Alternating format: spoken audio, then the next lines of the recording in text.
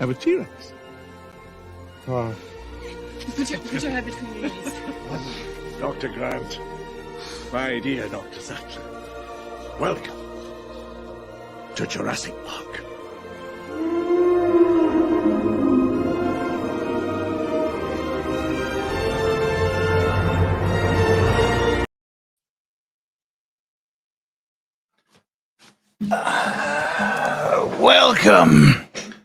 Welcome to Legal Vices. How are ya?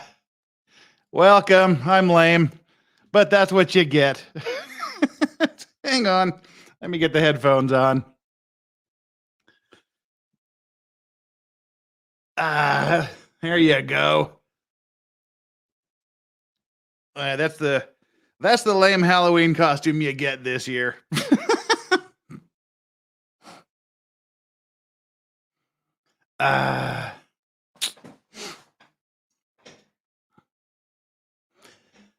That's me. You get Dr. Professor Jonathan, whatever the hell his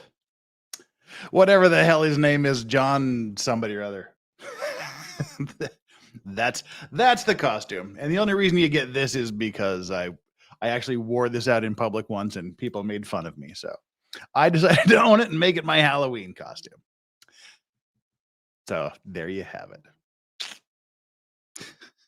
Dr. Hammond, that's who it was, Professor Hammond, Professor John Hammond. All right. Yeah, the couldn't do the law racks thing. Didn't quite get that. We didn't get enough head start on the law rack story to order things from abroad. So welcome to Halloween. It's Halloween here in Korea, where, as you know, Korea has been dealing with the major story, the 153, I think we're up to now, 153, 156 deaths from the crowd crush that happened in Seoul 2 days ago. 103, I think we're up to on the seriously injured list. But we're gonna make the most of it here today. We're gonna do an update on that tomorrow. So today is just gonna be pure Halloween fun, I hope. So today, of course, because it's Maritime Monday, we have to coordinate this. We have to tie it in. It's going to be haunted ships, ghost ships, the both of them. Ghost ships can mean one of two things: either ships that have disappeared and sail the oceans, waiting to be discovered, or ships that are ghosts, or ships that have ghosts. And we're going to be looking at possibly all three today, all three types of ghost ships. But wanted to welcome you all here. Mods, great to see you. Viewers, great to see you. And for those of you that just have this on in the background while you go about your morning or your afternoon, your evening, wherever you are, I hope you find it entertaining as well. We're going to be having fun here today. We're looking at some scary, spooky, and just some really interesting stories. I hope you'll find them interesting. I find them interesting. And let's see, what do we have a message here from Mephisto's Movie Reviews. I sent you a link on Twitter DM, just a suggestion for future Maritime Mondays. Thank you. I saw that. I haven't opened it yet, but I just saw that a few seconds ago. So it's the end of October. It's that time. It's Halloween. It's when the ghosts and the spooky stories come out. It's also the end of the month here, and so the dogs will be providing the spooky dog noises in the background. I don't know if we can see them here. Shit. Got Yoda there. Hey, what's up, Yoda? And Dargy is a little too close to the table to show up on cam. And the Fed. Welcome to be the newest member. Ooh, the Fallen Angels tier. Well, look at you. Thank you so much for the generous membership donation. Yeah, Legal Vices, look behind you.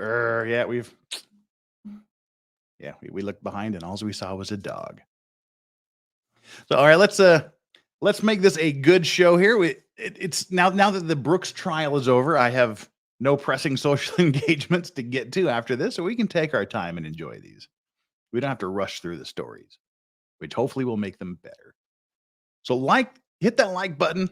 Again, this time it's only about 25% of you if you've done your job. The 75% of you that haven't hit that like button, shame on you. I hope you get haunted by ghosts today. Hit that like button. Let's bring that thing up to 200 at least, that fast. And the subscriptions, we are moving steadily, slowly closer and closer to 32,000 subscribers. We are currently at 31,877. So, by my really horrible math skills, that's 123 more, and we will be at 32,000 subscribers.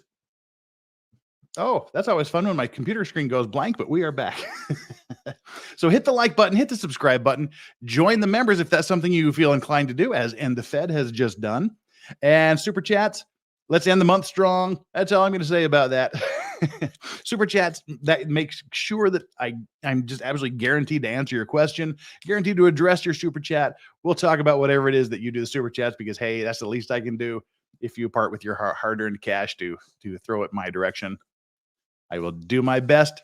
No minimum required. We try to read as many of the chats as we can, but the super chats clearly get priority and get read first, and they get my attention. June Scott, member for 2 months with the clean and sober level. Hey, June. Congratulations to you. Good to have you here for another month. And for those of you that get gifted the memberships before the month is up, you have to decide if you want it to renew or not. And if you don't, it goes away. So what do we got coming up this week? Tonight, ghost ships, obviously. Tomorrow, we're going to be doing an update on the Seoul Halloween tragedy. We'll have Legal Mindset here because we're the two here in Korea. We'll talk about that Wednesday. Now, Wednesday's going to be a special show. You're not going to want to miss Wednesday. Wednesday, we're going to be talking about Judge Harriet Thompson. Who in the hell is Judge Harriet Thompson, you may ask? If you go back a couple of days into the videos I uploaded, not the lives, just the uploaded videos, I did a video called something like a horrible, racist, homophobic judge, and shared a few little tidbits about this judge lady. Well, that was one of my most commented on videos in the history of my channel. All 5 glorious months of it. But all the chat's right. I can't believe this is real. This has to be fake. Show the receipts. This has to be some right-wing, lefties are going after right-wing conservatives. And this judge was so horrifically bad that you didn't believe that it was true. So on Wednesday, we're going to deep dive her story. And the article that I read was just scratching the surface of the allegations against this judge in New York. She's a surrogate court judge, which deals with estates and things like that. But yeah, that's you wanted receipts. We'll bring the receipts. So we're going to read the allegations against her because she's fighting to get her job back. She's filed a petition to be reinstated in her judgeship. The big head New York judge guy that suspended her, he files a brief against her. She files a brief in her favor. The brief against her is horrifically bad. Like I said, I read 2 or 3 blurbs of it that were copied in the article that I read. There's 10 pages of things that she has said and done. And we're going to go over it all. And then we're going to go over her rebuttal, which is she is the victim of a smear campaign. So at the end of the day, we'll see who's right. D what? Happy Halloween, member for 2 months, clean and sober. Thank you so much. And the Fed said YouTube's algorithm recently suggested your video 48 hours before your motorcycle crash from 2008. Yeah, a lot of my old videos are apparently getting re-recommended. So, all right, here we are. That's it. That's what's coming up this week. Next week, we're going to be doing for Maritime Monday. We will. I forgot Friday. Thursday is OJ Simpson. Every week is OJ Simpson. Friday is Fuck It Friday. You don't want to miss that. That's where I grift for $100 shots. You get me super intoxicated, and we have a great amount of fun. Hopefully, we'll have some fun guests. We'll read crazy stories. We'll talk about things. I'll get liquored up on your dime. And this year, this month, because of how generous you were last time, you're forcing me to do shots of 25-year-old scotch, and that's going to crush my heart. All right. Enough of that. We've hit the 10-minute mark. 340 of you here, 150 of you have hit that like button. So about half of you have done your job. The other half, get down there and do it. Super chat, like, subscribe, join the membership. Let's do it. Ghost ships. All right. Because it's Maritime Monday, it wouldn't be right if we didn't do something ghostly maritime related. And that's where we're going to start the show. We're going to look at a few cases today. Let's even make this even bigger. The Mary Celeste and other ghost ships. Now, boomer warning immediately out of the gate. I am trying a new interface. So we'll have to see how well this works out. I could boomer out big time, but pray for me. we're going to give it our best shot. Oh, Castle kicking off these super chats before we even get into the stories. Castile, take my money, you stylish mofo. Well, thank you, you stylish Castile mofo. Andrew Bradley, Legal Vices, did you know typing in the name of a vessel and then blueprint and then PDF is amazing drawings? Oh, cool. I never thought of doing that. Cool. That'd be fun to see some blueprints. And hey, John Dunwell, thumbs up to you. Spoopy ghost stories. All right. The first one we're going to cover, the very first ghost story that any story about ghost ships has to deal with, is the Flying Dutchman. The Flying Dutchman is sort of the origin story for ghost ships. You may have seen representations of the Flying Dutchman in Pirates of the Caribbean. You may have heard stories of the Flying Dutchman elsewhere. But we're going to watch someone else tell a story about the Flying Dutchman. With the doggies snorting in the background. I don't know if you can hear them. They always just like so deathly quietly until I start doing something. Then they just start snorting.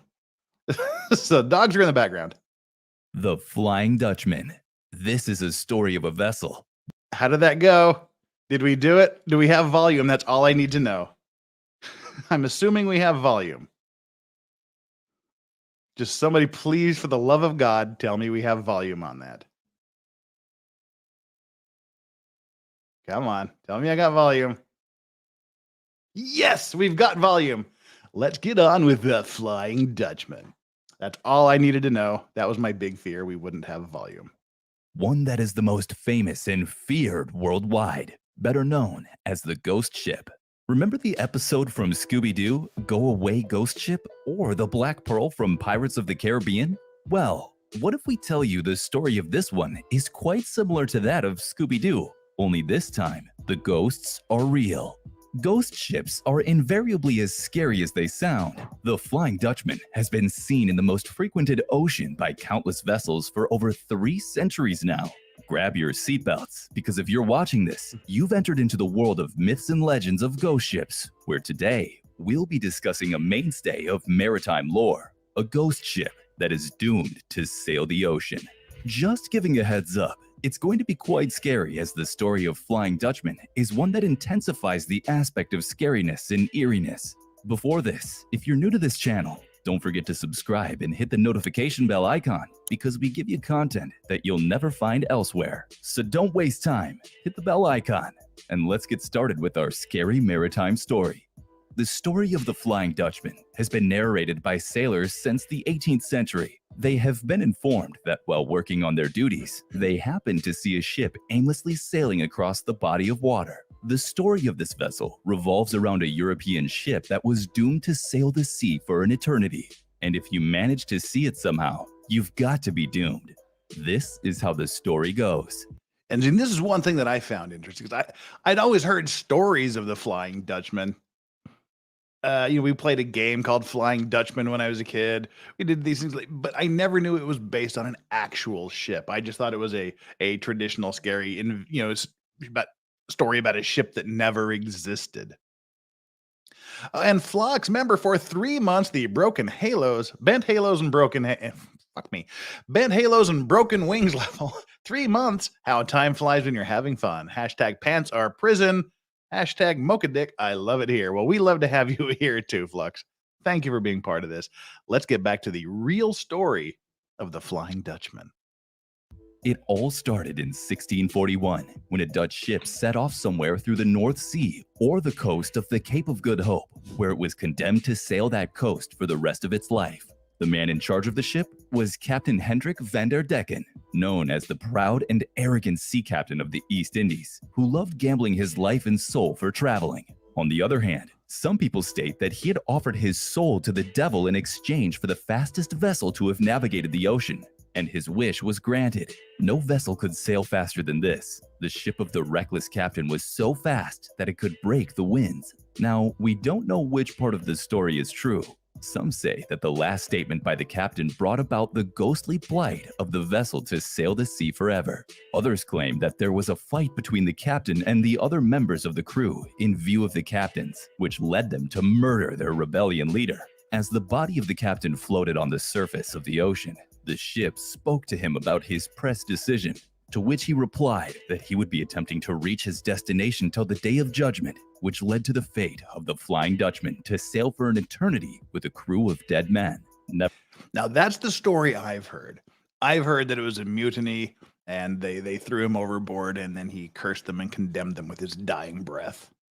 Nevertheless, whatever it is, the one thing that is sure about this is the horror that is associated with the story. Horror, The captain not and crew horror. were sailing their way back to Europe by passing through the Cape of Good Hope in South Africa. The Cape is considered to be a very dangerous place, where the freezing water from the Arctics converges with the warm water of the tropics, forming storms that no sailor with the right mind would ever traverse. The captain wanted to take a rest from the tumultuous water that slowed them down. After some time, he failed to notice a huge storm that surrounded them, and when he realized, he had already sailed straight into a fierce storm. Waves hit the ship and threatened to capsize it. The captain, along with his crew, tried very hard to battle the storm, but the wind ripped the same. Meanwhile, the captain, who was inside his cabin, wondered, "What can be the reason for this sea tormenting me?"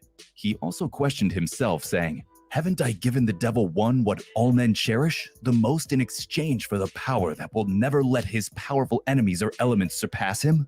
The captain took a silver crucifix that was hanging over his bed and stood near a table that was pondering the waves. He held it in his hand so tightly that his palms began to bleed. In his extreme anger, the captain said, "Are you punishing me for giving your soul to your rival?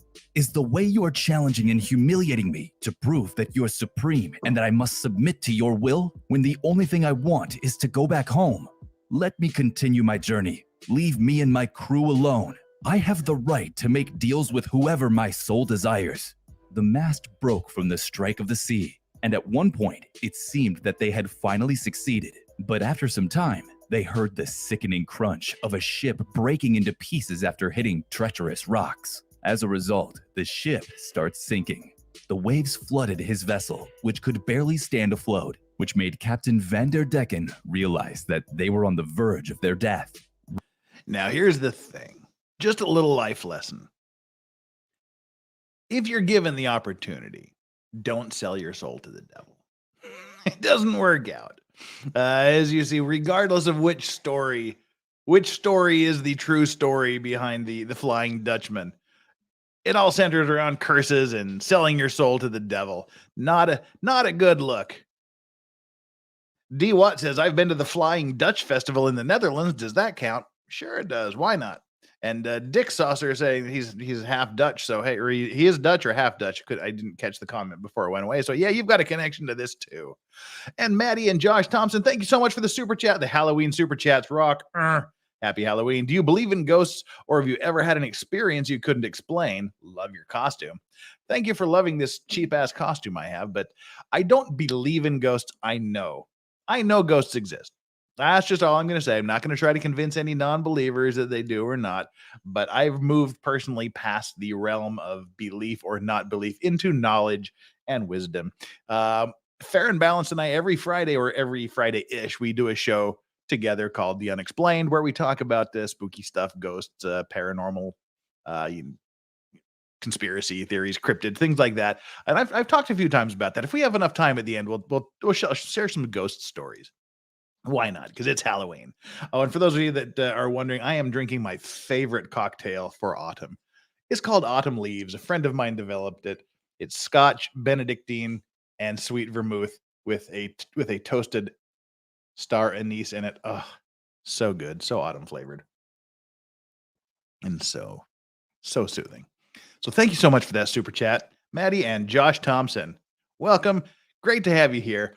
Let's get back on to the spooky story. Right at that moment, he saw his crew members getting drowned. He went to the helm, lifted his crucifix to the sky, and said, "You'll be unable to stop me.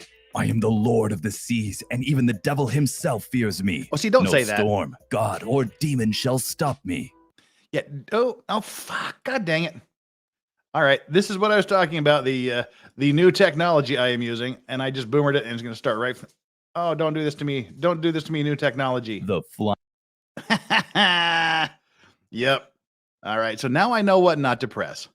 Hitting treacherous rocks. As a result, right at that moment, the devil himself fears me. No. I was going to say, don't ever say things like this either. Even the devil himself fears me. No storm, God, or demon shall stop me. Because usually bad shit happens after that. No storm, God, or demon shall stop me. He then threw the crucifix into the sea and laughed mockingly to tell God that he couldn't stop him from going to the Netherlands. Oh, we got a He would kangaroo conquer raid. the storm at any cost. Right at that moment, he screamed at the top of his voice, "I will round this cape, even if I have to keep sailing until the end of time." After some time from the stormy cloud, a gap opened that emitted a warm, bright, and sacred light. A mighty celestial voice spoke through it and said firmly, "Your blasphemy and arrogance are indescribable. From now on, you will be attached to what you wrongly believe. Think about it. You shall sail the ocean as pensions, restless, and without a destination. You will not have a moment of peace. The coldness of the storm will eternally be part of your flesh, and there will be no food, no drink that will calm your hunger and thirst. So it will be until doomsday." Ooh, Halloween voice mod. Spooky stories. Welcome Aussie Overlord Raiders. Great to have our Aussies aboard. Let's get on with the spooky story. As soon as the majestic voice disappeared, the water of the sea became calm, as well as the intensity of the wind was lowered. A bright sun, which was hidden for several days behind the clouds, started to rise. There was a strange feeling of calmness everywhere, which frightened the crew as well as Vanderdecker, who was terrified about the heavenly warnings of God. Nevertheless, with fear in their heart, they continued their journey without much hardship. And when they finally had a glance at the port of Amsterdam on the horizon, they started heading towards it. But they realized that despite the ship making a fast movement and the clear sky allowing their smooth journey, the closer they reached, the distance seemed to get further. Decker himself could see the port, but it would arbitrarily get away as if the sea would grow larger between the vessel and the coast. At that moment, something resonated in the captain's mind. The words said by God, saying, "You shall sail restless, without a destination." Anxiety struck him. He knew Anxiety should always strike you when the voice of the Lord your God speaks to you in his bone steel voice. Sorry, I won't do that anymore. Back to the story. that he had challenged God, and now the sentence against him is slowly coming true.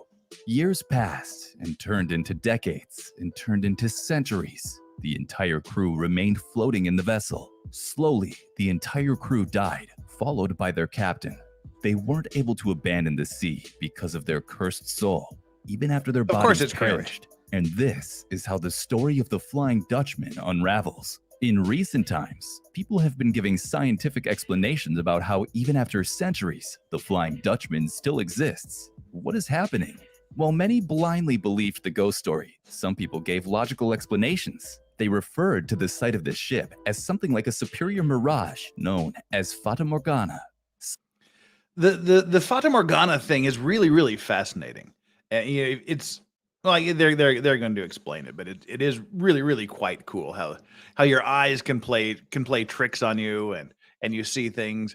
Like in the desert, we see mirages floating above the cities and things like that floating above the ground, and you see that anyway.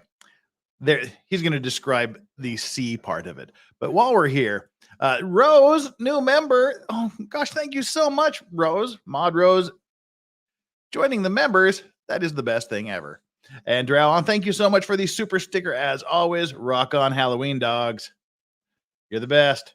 Scientists explain it as a natural optical phenomenon that occurs when the moisture in the air and other atmospheric conditions combine to form certain lights that trick our eyes to make them appear like an object. And thus, this illusion at sea sometimes makes a ship that is beyond our naked eyes to appear as some ghostly vessel. Despite the logical explanation, many still stick to their decision of thinking it to be a ghost ship. Some say that it can be a ship of pirates acting like a ghost ship to raise terror and loot other ships. Since the folklore of the Flying Dutchman cannot be overruled, the skippers of the pirate vessel can take advantage of the situation, disguised as centuries-old ghost vessels rather than an actual ghost ship itself. What do you think? Would you rather believe in the scientific logic of the people or think that ghost ships exist? Let us know your opinions in the comments section below. Also, if you like this video, make sure to like, share, and subscribe to our channel. Also, don't forget to hit the notification bell for the latest updates on existing topics. Wow, that was the Queen Mother, the original, the OG ghost ship story, the Flying Dutchman. Pleb Life says, Legal Vices, I was on the other side of my house. You need to practice your Jabba the Hutt lines for that voice mod. I used to have the Jabba the Hutt lines memorized back in the day, but they've since gotten away from me. And Marloka, thank you so much for the super sticker. It's one of the green things, apparently drinking a glass of blood. Awesome, cool. You know, it scares me, government and taxes, or that's not really a Halloween fun thing. That's like a real horror story. Brooks will be cursed to have butt buddies for life. Yeah, probably. Yeah, so that's the legend that creates the legends. Randy Savage voice mod, though. Thank you so much for the super chat. Oh yeah, we don't need the voice mod to do the Randy Savage voice. You just have to pump your arms and go, oh yeah, bite into a Slim Jim.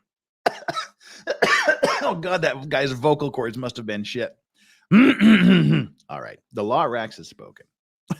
We've had the Flying Dutchman, and that's a story that's been around for 300 years. People seeing this ghostly ship sailing around on the ocean, and it's spawned these other things, the Black Pearl, as they mentioned, and other stories. It's always out there, and it's something that mariners kind of take pretty seriously. And I mean, it's interesting how real life things factor into these maritime stories. They talk about it, sailing around the Cape of Good Hope, which, I mean, is a ridiculously dangerous area of the sea to sail due to storms, currents, and weather patterns generally. And things. I mean, it makes it an incredibly, incredibly dangerous place to pass through. I mean, even to the point they name it the Cape of Good Hope. And so you get the shipwrecks from there. You get these stories of some spooky things that are happening when people crash on the waves and break up on the rocks. Snap into a Slim Jim. That's right. Sorry about that. Didn't mean to scare anyone there. Well, hey, doggos. Stop it. Hey, Halloween dog. What's up? Sorry, both of the dogs are furiously licking the floor for some reason. Whatever. Anyway, we're going to turn our story to a more modern ghost ship. Perhaps the most famous ghost ship in history. That would be the Mary Celeste.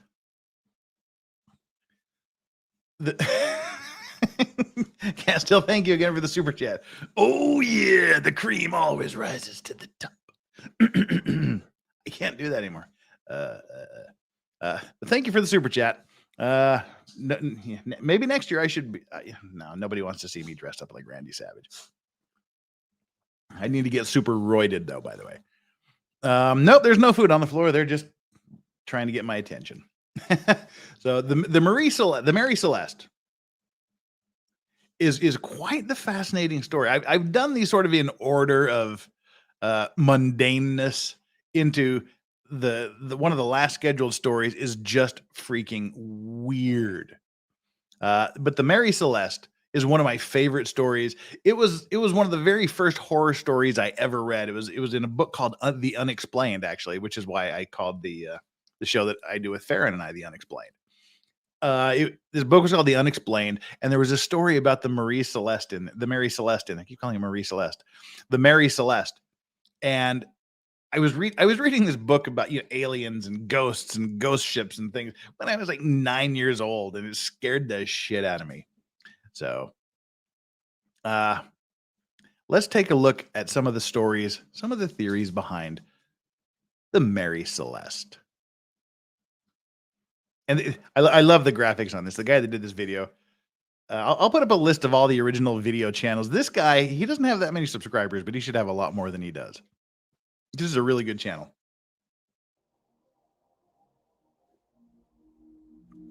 On December 5th, 1872, a Canadian brigantine named the De Gratia was sailing 400 miles. What's the name of the ship that supposedly teleported? That's one of my favorites. That's the Philadelphia experiment. We're going to do an entire episode on the Philadelphia experiment. I haven't decided whether to do it on Maritime Monday or on The Unexplained. But yeah, it's the Philadelphia experiment. Really, really cool stuff. And yeah, we're going to do a whole show on that. So stand by for that, probably next month. Miles east of the Azores when crew members noticed a ship drifting in the distance. After attempts to contact the ship failed, the captain of the De Gratia decided to take a closer look. The crew of the De Gratia recognized the ship as the Mary Celeste. So what would that be? What would that be like? You're just out on the seas. You're sailing in the middle of essentially nowhere, just minding your own business, and you see a ship that's just sitting there, and you recognize the ship, which departed weeks earlier and was already supposed to reach its destination in Italy. Upon this closer inspection, the ship, despite being in perfectly usable condition, was found to have no one on board. Further searching found the belongings of the ship's crew, the 1,700 barrels of cargo, and a 6-month supply of food, all still on the ship. So then you go on this ship and you find it in this condition. It's totally empty. There should be 10 people on board. All the food is there. All the cargo's there. Not a soul to be seen. But not a single individual of the 10-person crew was anywhere to be seen. So what could have happened to them? Where could they have gone? Let's take a closer look into the mystery of the Mary Celeste to try and figure out what really could have happened to the 10 missing members of the crew. Over the years, theories ranging from a pirate invasion, a mutiny, or even an attack from a sea monster have been proposed. But the story of the ship begins all the way back in 1861, when it wasn't even named the Mary Celeste. Ooh, we have Drew Bradley asking, what would it be? Creepy and get the F out of there, lol. Just wait till the next story. You'll probably start hearing eerie music playing. Just wait. On December 5th, 1872, a Canadian... Why did it do that? There we go. All the way back in 1861, when it wasn't even named the Mary Celeste. In May of 1861, the Mary Celeste was called the Amazon, and it was used as a trading vessel. You are correct. The bad luck of the ship begins all the way back at its start. On its first voyage, the Amazon had trouble initially setting sail, and the captain even contracted pneumonia and died as a result. Over the next few years, the ship went about its normal business until... Is it a... God damn it, I've got to stop doing that. Like I said, this is a brand new technology I'm using for me because I'm an old boomer ass. But I promise I won't do anything stupid like that again. The ship went... I'll probably lie, but I'm going to promise. So the theory here and some of the great stories are that this is a cursed ship from the beginning. Like I said, the captain dies of pneumonia, and then some other bad shit happens before it even becomes the Mary Celeste. And Mr. Anticom says, if you ain't playing the Edmund Fitzgerald, go back about 3 months in my Maritime Monday. We did a full show on the Edmund Fitzgerald. Amazing story. All right, but let's get back to this cursed ship and people dying and other things happening on board. All right, I just promised I wouldn't do that again. Like I said, this new slide technology, I'm learning. I'm like Joe Biden. I'm learning where I can touch and where I can't touch. Now I know where I can't touch. And pneumonia and died as a result. Over the next few years, the ship went about its normal business until in 1867, the ship crashed ashore on Cape Breton Island. Now, see, that's what you do here. I did that one on purpose. This was to show all of you that are saying, no, just press spacebar. This isn't YouTube.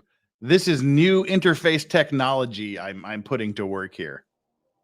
So yeah, pressing the spacebar doesn't do it. I just have to be very, very careful where I touch the screen. Oh, and someone pneumonia just and unsubscribed. died as a result. Over the next few years, the ship went about its normal business until in 1867, the ship crashed ashore on Cape Breton Island, and the investors behind the ship weren't able to salvage it at the time. A man named Alexander McBean then acquired the ship and was able to pull it from the island. It was then sold to a man named John Howard Beatty, who sold it to another man named Richard W. Haynes. Haynes made numerous repairs to the ship and renamed it to the Mary Celeste, but it turned out that the thousands of dollars he put into the vessel had put him into some serious debt, and the ship was then confiscated by his creditors. It was eventually sold to a New York shipping company and placed under the command of Captain Benjamin Spooner Briggs. Briggs was known as an intelligent, well-respected sailor with over 18 years of experience, but it was under his command that the crew of the ship vanished without a trace. On November 7, 1872, the Mary Celeste set off from New York Harbor for Genoa, Italy. So this is the start of the famous voyage. And again, we have to stop the videos every now and then just to keep the copyright cucks off our back. While we're doing this, we'll clear a few of these here. Morgana was a student of Merlin, correct? Yes, Morgana Le Fay was King Arthur's sister, and she went and studied and eventually was a rival to Merlin. Drew Bradley. Oh, we already read that one. Yes. Just wait for the next story. Flux. Laughing my ass off. Joe Biden is creepy. Yeah, that'd be the creepiest of the Halloween costumes, wouldn't it? To be Uncle Sniffer. Anyway. Not going to be political here. Corn Pop, Legal Vices. Are you going to cover the scheduling hearing for Darrell Brooks at 1 p.m. Eastern today? I just assume nobody would want to watch I don't even know if it's going to be streamed. I just assumed it wouldn't be streamed. I was just thinking, why would anybody want to watch a bunch of lawyers sit around and compare notes about scheduling? But if you want me to, I suppose I can take a little nap and stay up for it. I mean, if people want to watch that, let me know. I mean, it's literally just going to be. It could be fun because Darrell Brooks has to give his comments on scheduling for victim impact statements. All right, what the fuck? I'll try to stay awake. Okay, yeah, plan on it. All right, check back later. You say it's 1 p.m. Eastern. It's 2 a.m. here. Yeah, why not? I can do it. It'll be short. All right, let's get back to our Halloween ghost ship. The Mary Celeste has now set sail. And that's not really where New York is, by the way, whoever made this video. It's more kind of over here. Anyway, set sail for Italy. What could possibly go wrong on this voyage? The ship was loaded with 1,701 barrels of denatured alcohol for delivery. The members of the ship consisted of Briggs, his wife, their 2-year-old daughter, and a crew of 7 men. Briggs was actually a part owner of the vessel as well, so he took much care in selecting these members of the crew and thought of them to be a great group. Less than a month after the Mary Celeste had sailed, a Canadian brigantine named the De Gratia, led by Captain David Morehouse, spotted it set at full sail 400 miles east of the Azores, a small set of islands in the mid-Atlantic. When the Mary Celeste failed to respond to attempted signals, 3 members of the De Gratia were dispatched aboard it, but upon reaching the ship, not a single member of the crew was still on board. The boat was still fully intact with all of its cargo and the crew's belongings still present. There didn't seem to be any signs of violence, and the only damage to the ship was minor enough that it shouldn't have caused any difficulty for the crew. So that wouldn't be mutiny. I mean, there's not a struggle. There's not a fight. Nobody's fighting for control of this vessel. So, I mean, that doesn't make any sense. Mutiny makes zero sense at all, objectively or subjectively. Like the 3.5 feet of water resting at the bottom of the ship. The only thing that seemed out of place on the ship was the one lifeboat, which was missing along with the navigation book, chronometer, and sextant. The ship's entry log was found in the mate's cabin and was dated for November 25th at 8 a.m., 10 days before it was found by the De Gratia. It stated that the ship was about 6 miles off the coast of Santa Maria, one of the islands in the Azores. Reports were logged on an hourly basis, so whatever happened to the Mary Celeste must have happened shortly thereafter. Well, see, now this is an important thing to know about ships. That captain's logbook is, especially back then, is one of the absolute most integral and important parts of the entire ship. That has all of your maps, that has all of your passage routes, that has all of your speeds, your weather conditions, your historical data is in that book. If you leave a ship, that is the one thing you want to take with you. And even today, if there's an abandoned ship incident where everybody has to abandon ship, if you have time, 100% of the time, without fail, that is the one thing that the captain or the master of the ship will always take, the logbooks, because that is the most important document for documenting the course, the position, the speed, the weather, everything to do with the voyage. And back then, captains protected those things because they knew the routes they knew the ways to get places faster, and they didn't want those routes to become public knowledge, so they would protect those logbooks. And so the fact that the master would leave the logbook is extremely unusual in any situation. So that's some more food for thought. For something extraordinary happened. That would make it almost a week and a half that the Mary Celeste had been drifting on the ocean with absolutely no crew. According to the documents on the ship, it drifted over 700 kilometers in that time. The De Gratia then took the Mary Celeste to Gibraltar and explained their side of the story. So essentially what they did is they said, okay, we found the ship, we found this situation, and they actually sailed the ship there. They don't really explain it so much in this video, but they put some of their crew onto the Mary Celeste and sailed it back to port, which may or may not have been good. The ship was then sold to new owners in a salvage trial. So what could have happened to the crew of the Mary Celeste? There are numerous theories as to what could have possibly happened to the crew, but we'll start by taking a look at the most popular and plausible. The first theory was that there was a mutiny. Due to the cargo of the ship being alcohol, when 9 of the barrels on board were actually found empty, the court in charge of the case suggested that the crew could have become drunk off the cargo and proceeded to not only kill Briggs and his family, but then also flee the ship. However, Briggs's reputation as a captain was nothing but fair and generous to his crew, so a mutiny wouldn't make much sense. Okay, there's a couple of problems with that. That again, they don't really go into detail here. One, again, there was no violence. There was no signs of a struggle. There's no blood laying around. There's no, gouges. There's no weapons. It's that's just not there. It's non-existent.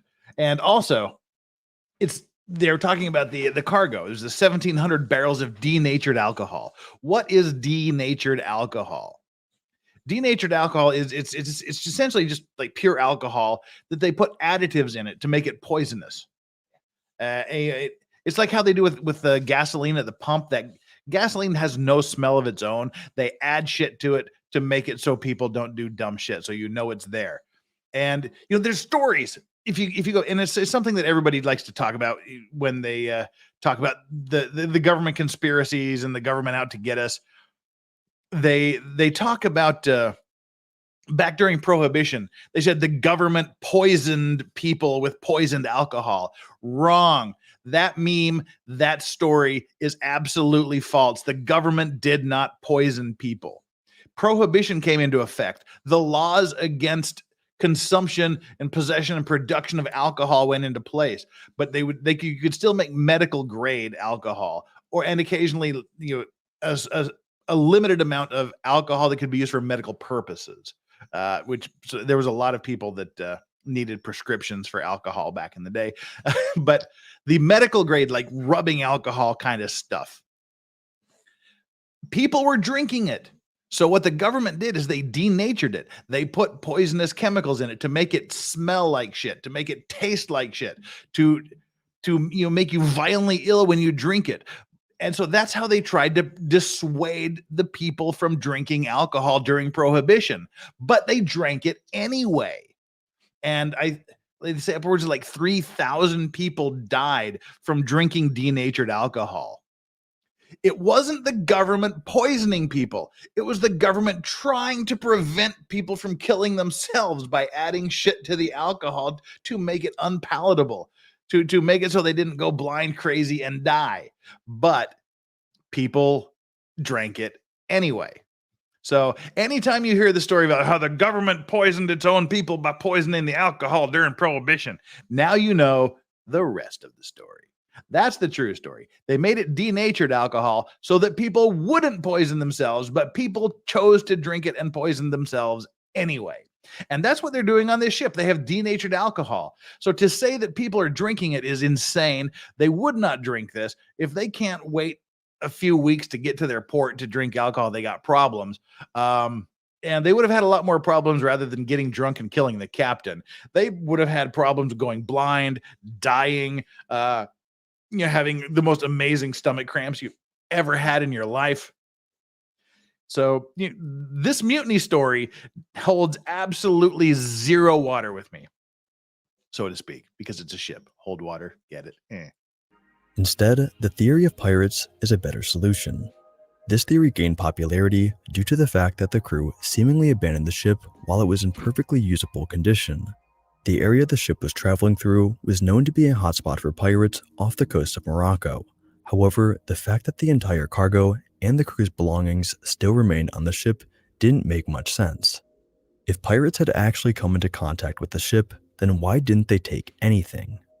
This led some to believe that the pirates actually came from the de Gratia's crew.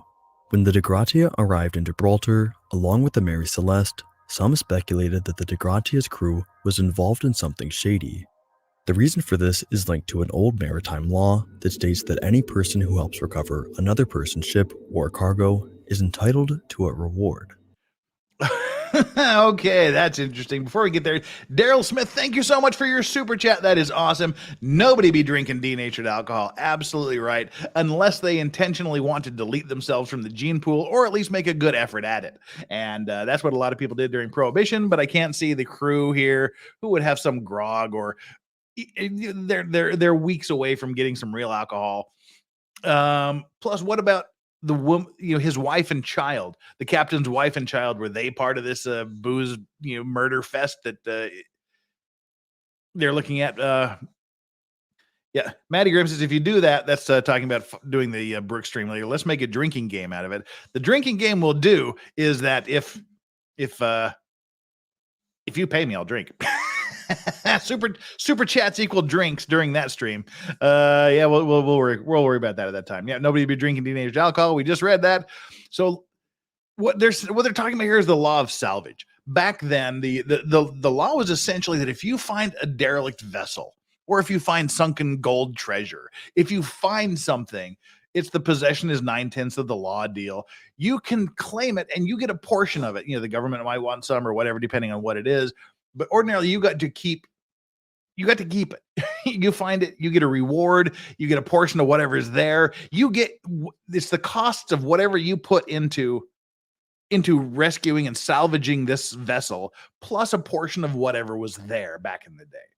So what they're doing, they're bringing suspicion on them. It's like, oh, we found this ship full of 1,700 barrels of expensive and valuable alcohol. So we get it. So they think, they were the pirates. They captured and killed the crew of the Mary Celeste for the sole purpose of taking possession of the ship, claiming it was abandoned, claiming it was a salvage job, and thereby claiming a part of the cargo and the value of the cargo and whatnot. So that's like witnessing a murder and calling the police, and then the police going, you were the last person to see this person alive, weren't you? Where were you 10 minutes ago? and putting the suspicion on you, the person who is trying to help, as the person who perpetrated the misdeed. In addition, the captain of the De Gratia, Captain Morehouse, was friends with Captain Briggs. The two even had dinner together the night before the Mary Celeste began on its voyage. However, after a multi-month-long investigation, the court found no proof that this was the case. It is important to note, though, that the ship's insurer only paid out 1/6 of the payment the crew would normally receive for recovering the boat, meaning that the insurers were not fully convinced that the De Gratia's crew was innocent. Natural disasters were also a popular theory, specifically a waterspout or earthquake. The waterspout This is a stupid fucking theory to me. Sorry, I shouldn't curse yet. This is a stupid theory to me.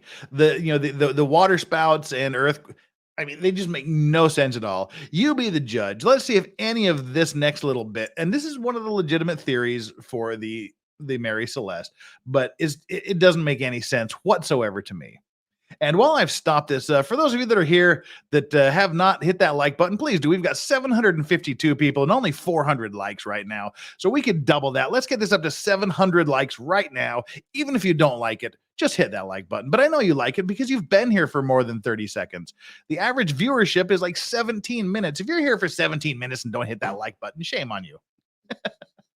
Hit that like button, hit the subscribe button. We need to get up to 32,000 subscribers by Friday. We need 118 more subscribers in the next few days. It's not going to happen, but I hold that little dream deep in my little heart. Kamasori says, come to Sapporo this winter. Let's drink in the snow. I really, really, really want to get to Hokkaido soon, but I'll probably get to Hokkaido in the spring. But I do plan on going to Tokyo because we can now. I do plan on going to Tokyo probably next week. But yeah, I want to get up to Hokkaido to do some distillery tours up there. But cheers. I will announce it here. And anybody that's in Japan, let's hang.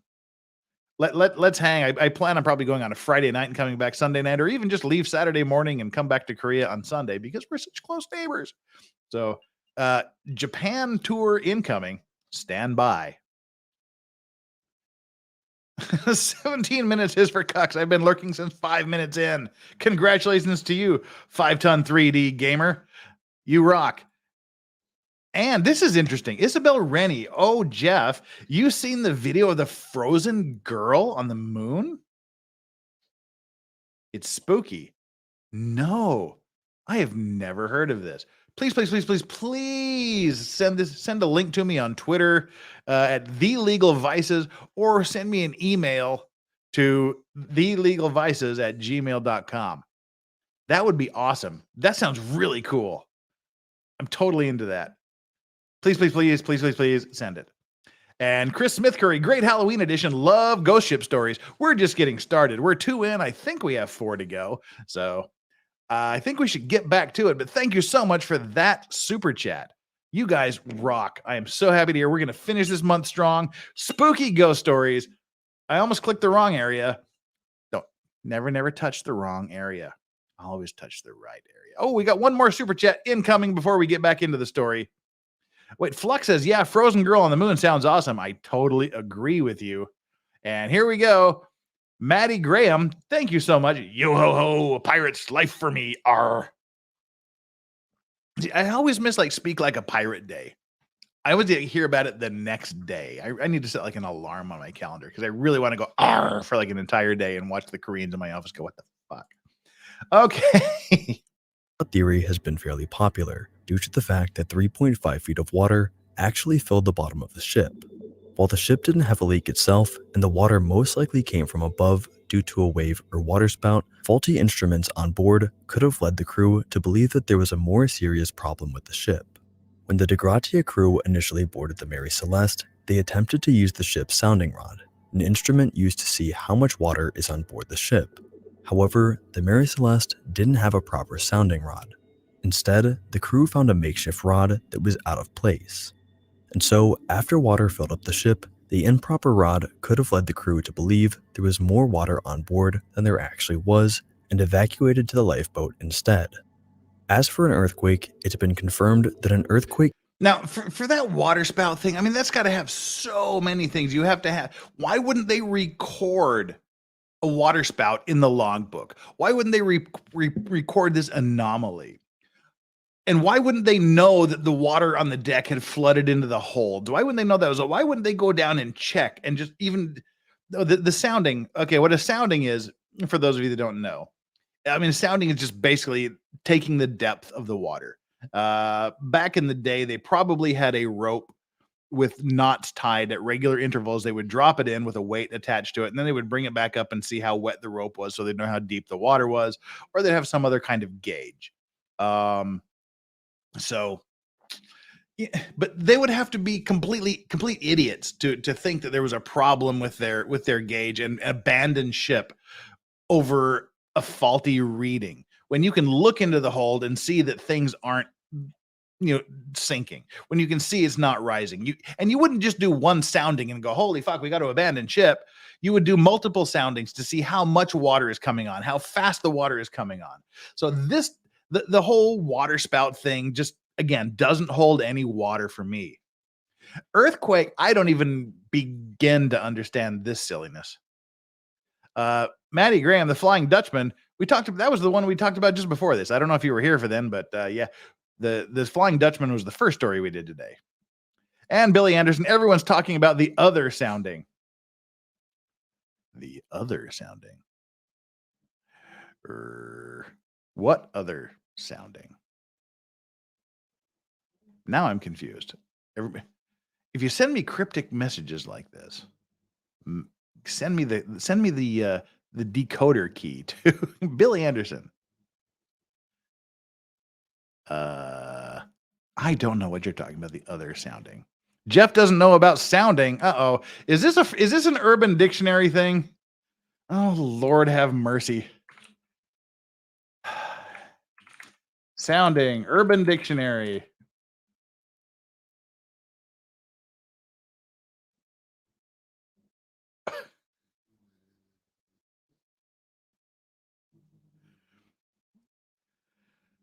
Why?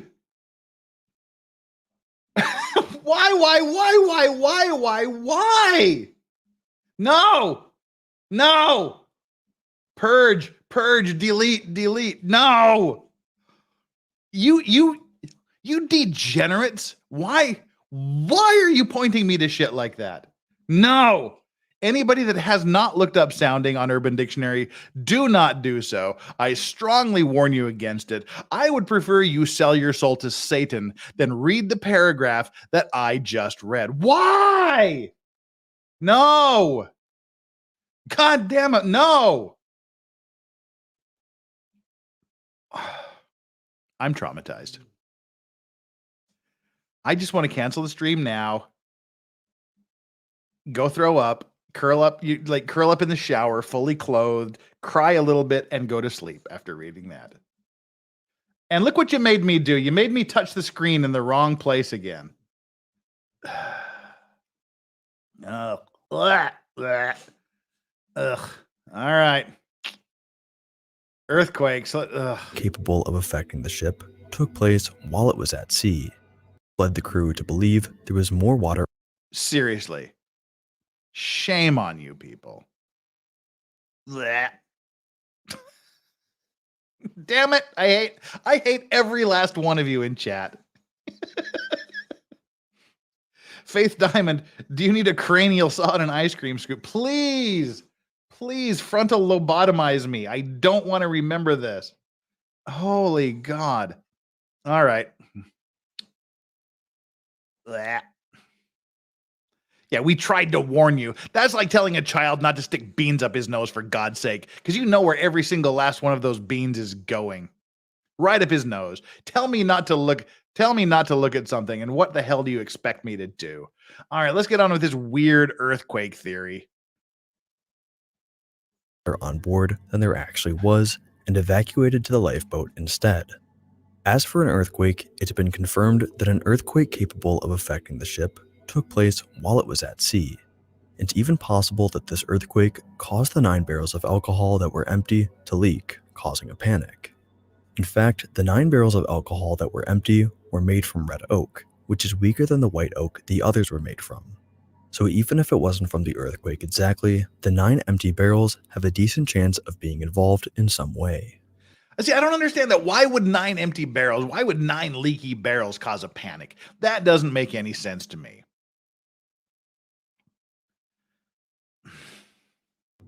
In 2006, Dr. Andrea Stop talking about sounding, goddammit. Stella created a replica of the Mary Celeste cargo hold and used butane gas to simulate an explosion similar to what could have happened on the ship.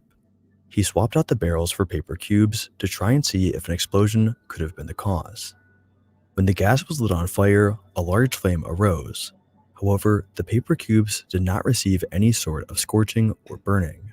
This proposed a new theory that the leaking barrels made from the weaker oak wood caused a gas explosion capable of causing the crew to rush aboard the lifeboat without actually leaving much of a trace of the explosion itself. As interesting and plausible as this theory is, it wouldn't make much sense that after rushing to the lifeboat and realizing that the ship was not actually going to explode, the crew didn't go back to the Mary Celeste. Of course, it was found set at full sail, so perhaps by the time they realized the ship was okay, it was too late.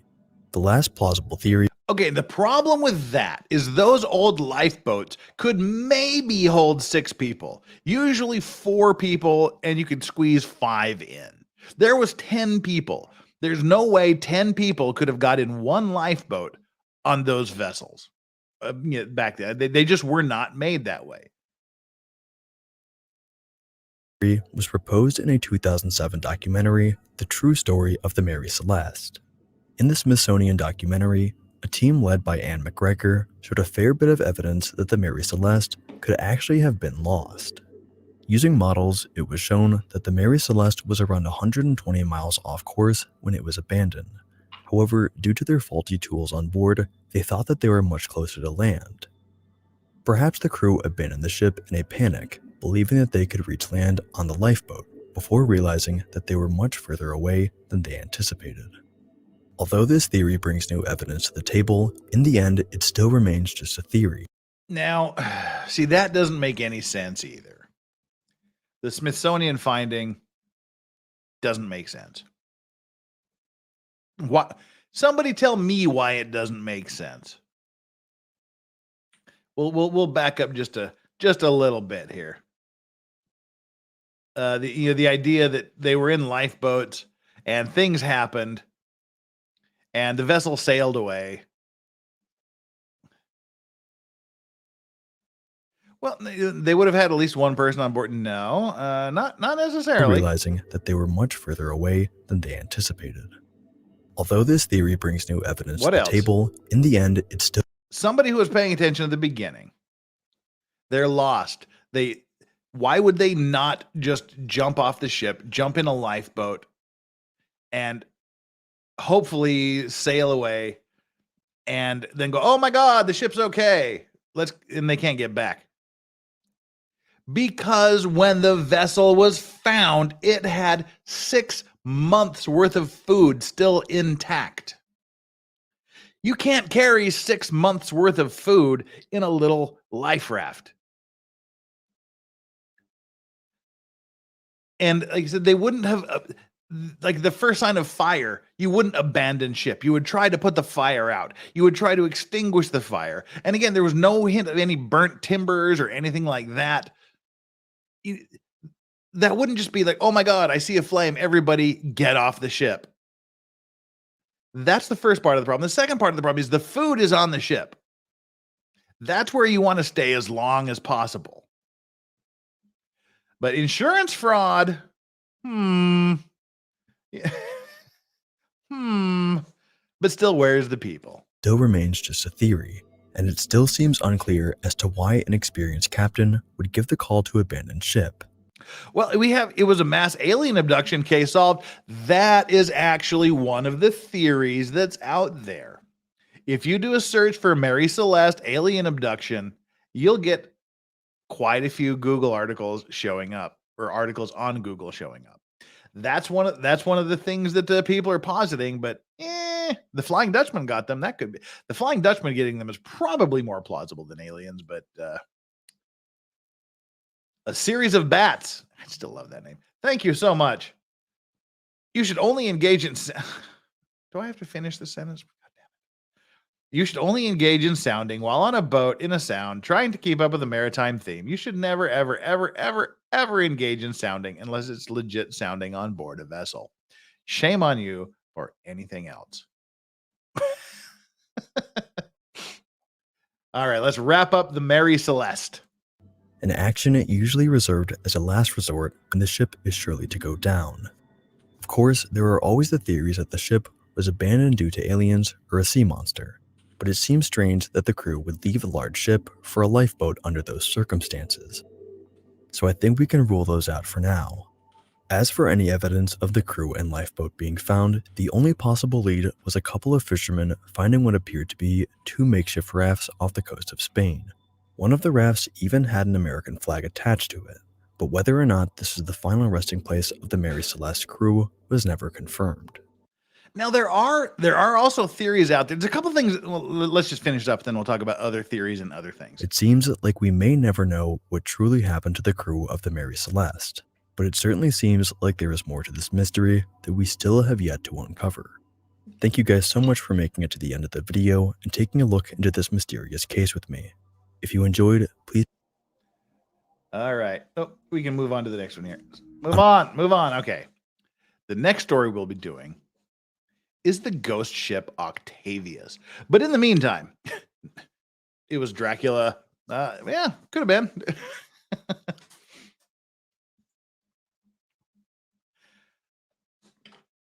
It's not Muslim slavers either. Anyway, so there's a couple of another theory is that somehow, I mean, not going to Spain, but somehow they sailed to Iceland. So they all in. I don't think it's possible to go from the Azores to Iceland in a little tiny rowboat without food and water.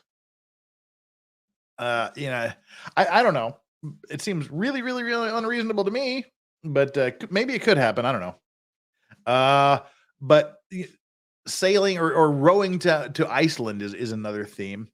But also, like I said, there's the aliens, there's things like that. But one of the interesting stories,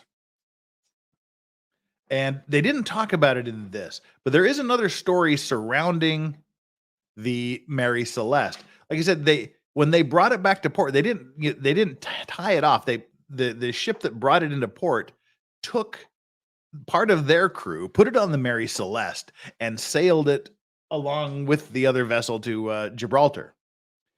But there's a weird story that while they were sailing towards Gibraltar, a fog settled in around only the Mary Celeste.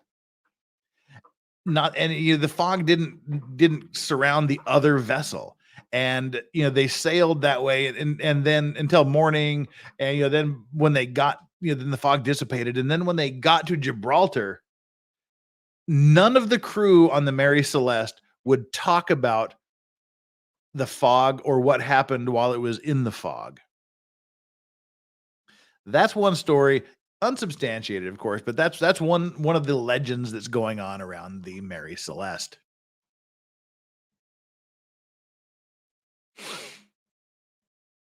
Now, I love the name Freya and Octavia. Well, it's very Norse and Roman of you. So I guess now might be a good time to talk about some spookies. There's a show out there called Ghost Ship, which is a pretty cool old movie about a ghost ship. That's a good one to watch. There's a show they remade called The Fog, but the original The Fog back in the day scared the fucking shit out of me. It scared me to death. The new Fog is kind of lame, but like the old movie The Fog, I would recognize that you go watch. I would recommend that you go watch it. Oh yeah, what happens in the fog stays in the fog. Yeah. I would recommend that you go watch the movie The Fog. The old one, the original one. It is like early 80s, I believe it was, maybe late 70s, but cool show. It's about this town, this little seaside maritime town that every 100 years on this certain night, the ghosts from his ship come in, and if you're outside, you're doomed. It was a cool show that scared the shit out of me. I have no idea why my parents let me watch that show so young, but I watched it and it scared me to death. And so, I mean, it's cheesy as hell. I mean, the effects clearly didn't age well, but the nostalgia factor is strong for the old fog. Yeah. Wait, where'd it go? Ghost Ship is a solid horror flick. Yeah, it is. Yeah, John Carpenter. John Carpenter was the man. Yeah, Philadelphia Experiment. That's a great movie, great story. We'll be talking about that. Here we are. S Infinity Love. The old fog was good. Old movies are better in my humble. Yeah, I didn't like the new fog at all. There was also the Mist was great. I mean, not really maritime related, but yeah, the movie Mist was one of the few Stephen King related things that the movie was actually better than the book. And I love that Stephen King said, I hated the movie because I didn't think of that ending. He said that ending was brutal and he wishes he would have thought of it. There was another movie that I saw recently. I can't remember what the name of it was. It was like this. It was kind of this multi-dimensional time traveling thing where this group of people went on a cruise vessel and it was empty, except for there was other people that were on that cruise ship that seemed to be like trying to kill them and seeming to know where they were. There was like 3 groups of people that were on this ship, all trying to kill each other. I can't remember what it was called, but that was a really, really wild movie. If somebody knows what the hell I'm talking about, put it in the chat because I can't remember for the life of me what it was called. Like there's this group of people that get on the boat. That's going to be the creepy last one we talk about today. Oh, no, nobody knows? No, not the Titanic. Triangle. That's what it was called. Was it called Triangle? Was it called Triangle? Triangle movie. Yes. That was a weird ass movie.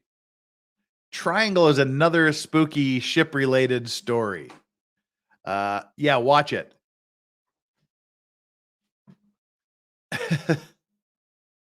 Don't spoil it there in chat. Triangle is weird. Stop talking about virus. Virus has nothing to do with the ship.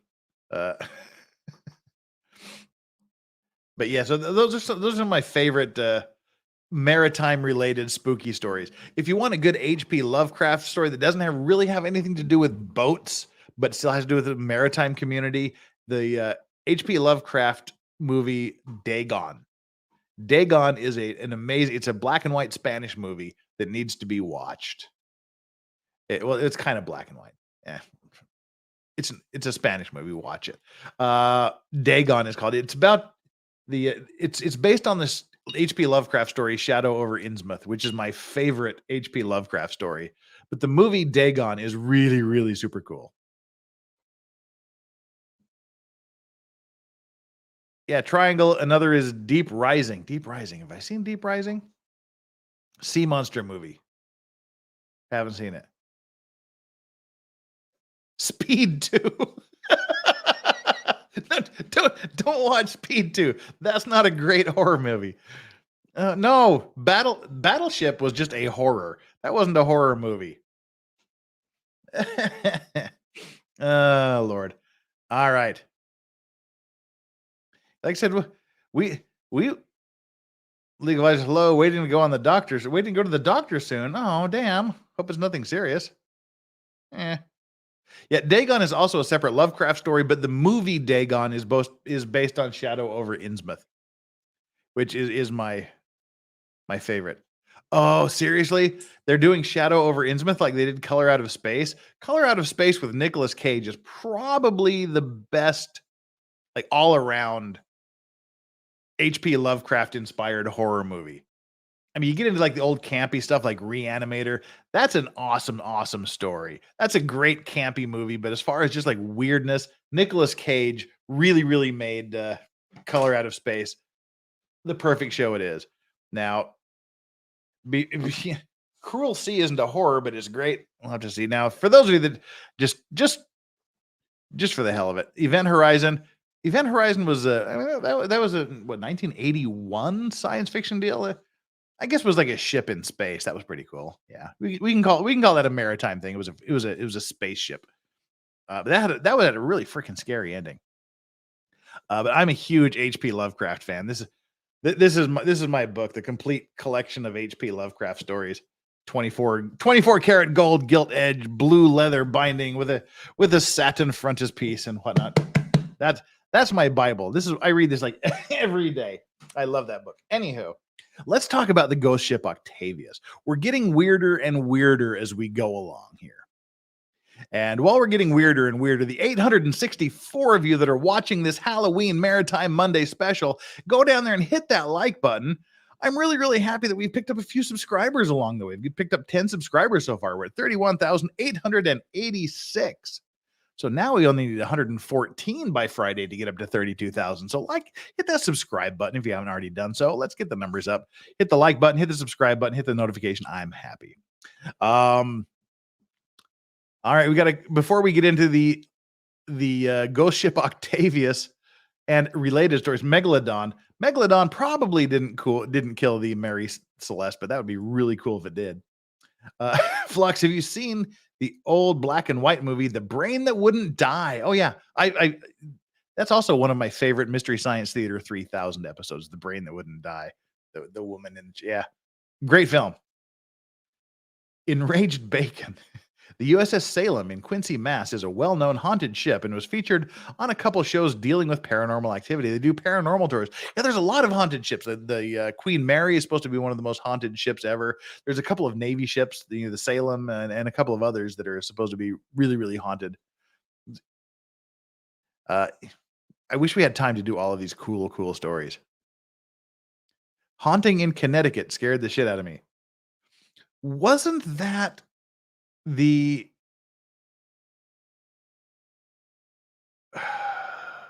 that was kind of supposed to be like a more accurate story of one of the other great horror films?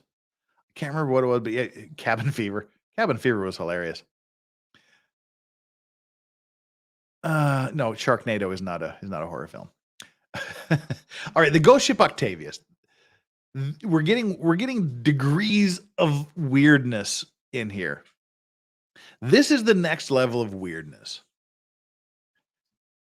The ghost ship Octavius is so bizarrely weird. And I told you, people are saying like, oh, it would be scary. There'd be scary music coming. You'd be scared as AF and you'd run away. This is where we start getting a lot creepier with the story. This story is so creepy and so well known in other places that there's actually kind of a weird, like ballad metal group out there called Ghost Ship Octavius. If you get really bored and want to check out some of their music, go to YouTube and search for Ghost Ship Octavius.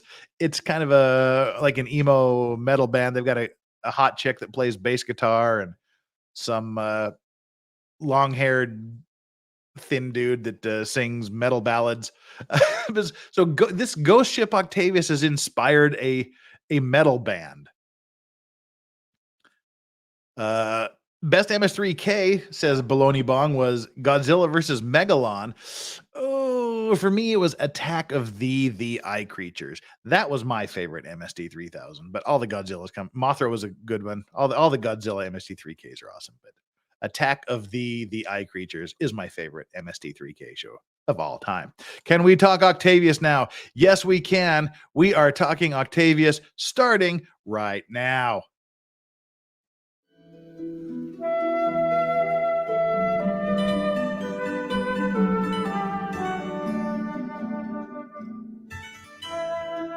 I shall return.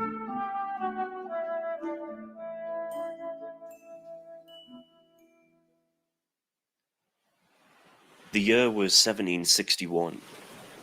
A schooner named the Octavius was docked in the port of London. It had a crew of 28 men who were busy loading the cargo on board, destined for China. Among the crew was the captain and his wife and son. The journey was long, but eventually the ship and the crew safely arrived in China, where they unloaded their cargo and took the opportunity to enjoy being on land after so long at sea. Some of the more superstitious men among the crew had expressed their discomfort that there was a woman on board. After all, women were known to be bad luck at sea. These concerns, though, were largely dismissed by the rest of the men, especially after such a calm and safe voyage from England to the Far East. A couple of days later, the crew loaded up the new cargo, goods bound for England, and prepared for the long journey home. As the ship left the port in China and began to take to the open sea, the captain made the comment that the weather was unusually warm and decided that they should sail home via the Northwest Passage, a voyage that, at this time, had not yet been accomplished. And so the Octavius headed for the Northwest Passage, as the captain commanded, and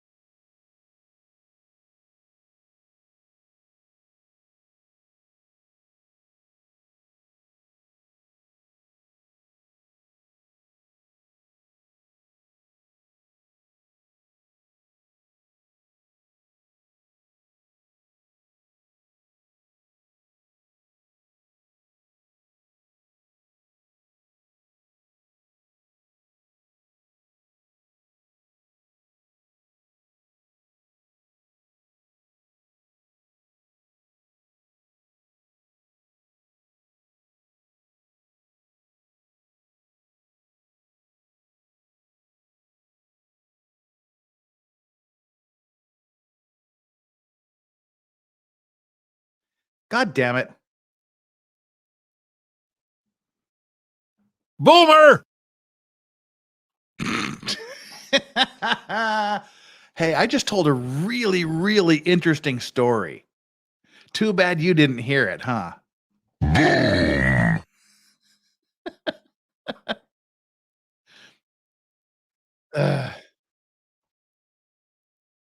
All right.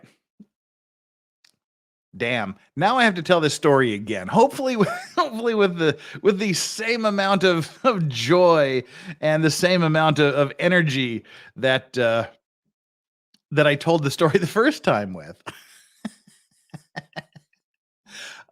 Okay. All right, folks, you can stop telling me now. I'm very well aware. All right. Yeah. The story was really, really good. Yeah. Lorax talks to the trees, not the internet.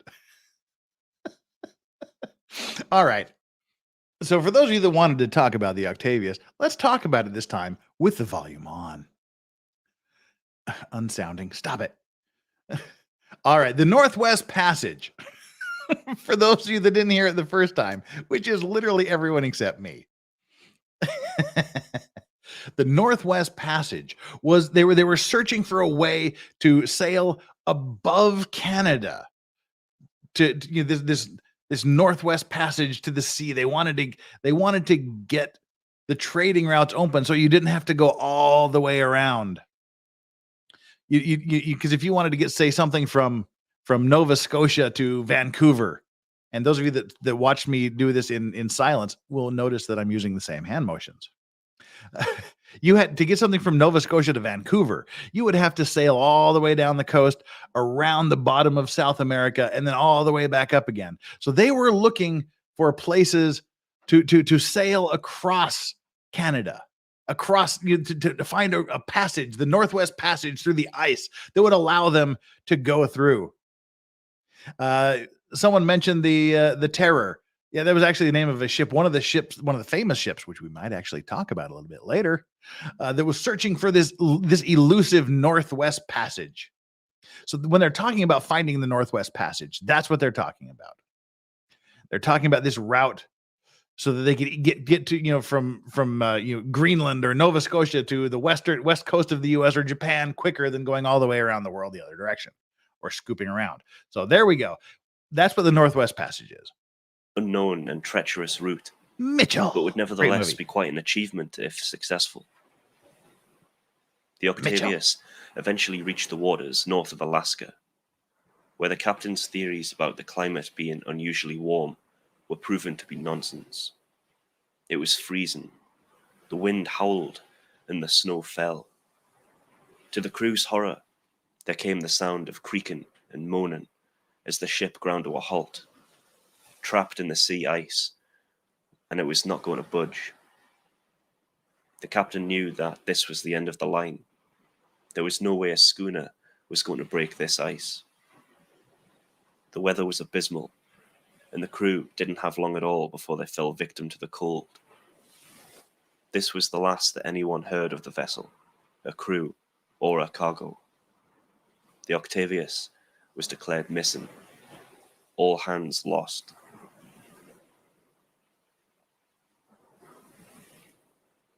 More than a decade had passed. On October the 11th, 1775, a whaling ship named the Herald was working the waters off Greenland. It was a misty day, and the sea was eerily calm. But there was good hunting to be had in these waters, and the crew sensed a good catch. One of the spotters noticed a faint shape in the mist off the starboard side, and within a short moment he realized that it was another ship. It had been a long time since they'd seen other people, and the Herald's captain assumed that this was another whaling vessel. He thought that if they pulled alongside it, then they could find out whether they'd found any whales in the waters they'd sailed that day. As they sailed closer, they realized that this ship was weather-beaten. The sails were tattered and torn, and hanging limply from the masts. There was no crew on the deck, at least not that they could see. The ship just eerily and gently sailed forwards at the speed of the low wind. The entire crew that was on deck of the Herald was now watching on the starboard side. They were very unnerved, wondering why this ship seemed abandoned. The Herald slowly sailed past this empty ship, and then, by order of the captain, the helmsman steered around starboard so as to pull up next to it on the mysterious ship's port side. As they did this, the crew saw the name Octavius. The Herald steered in closer. This is a legit true story here. Can you imagine that? You're just out in the middle of nowhere around Greenland, and this ship that's been missing for 10 years suddenly comes out of the fog towards you. How weird and spooky would that be? No, there's nobody there. There's nobody there to greet you, nobody to hail you, nobody to talk to you. And then you get close enough to see the name of the ship, and it's the ship that's just been gone for 10 years suddenly comes out of the fog towards you. And grappling hooks were cast onto the eerie ship, catching onto the main deck. They heaved the ship in closer, tying the ropes off and then dropping anchor. The Herald's captain and a team of his men then boarded the ship. The wind was picking up a bit now, the tattered sails blowing and flapping. The mist was also far thicker, with the air noticeably colder.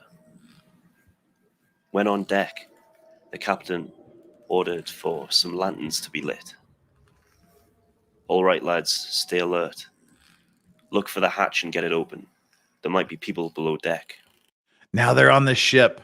They're exploring. They're trying to figure out what's going on.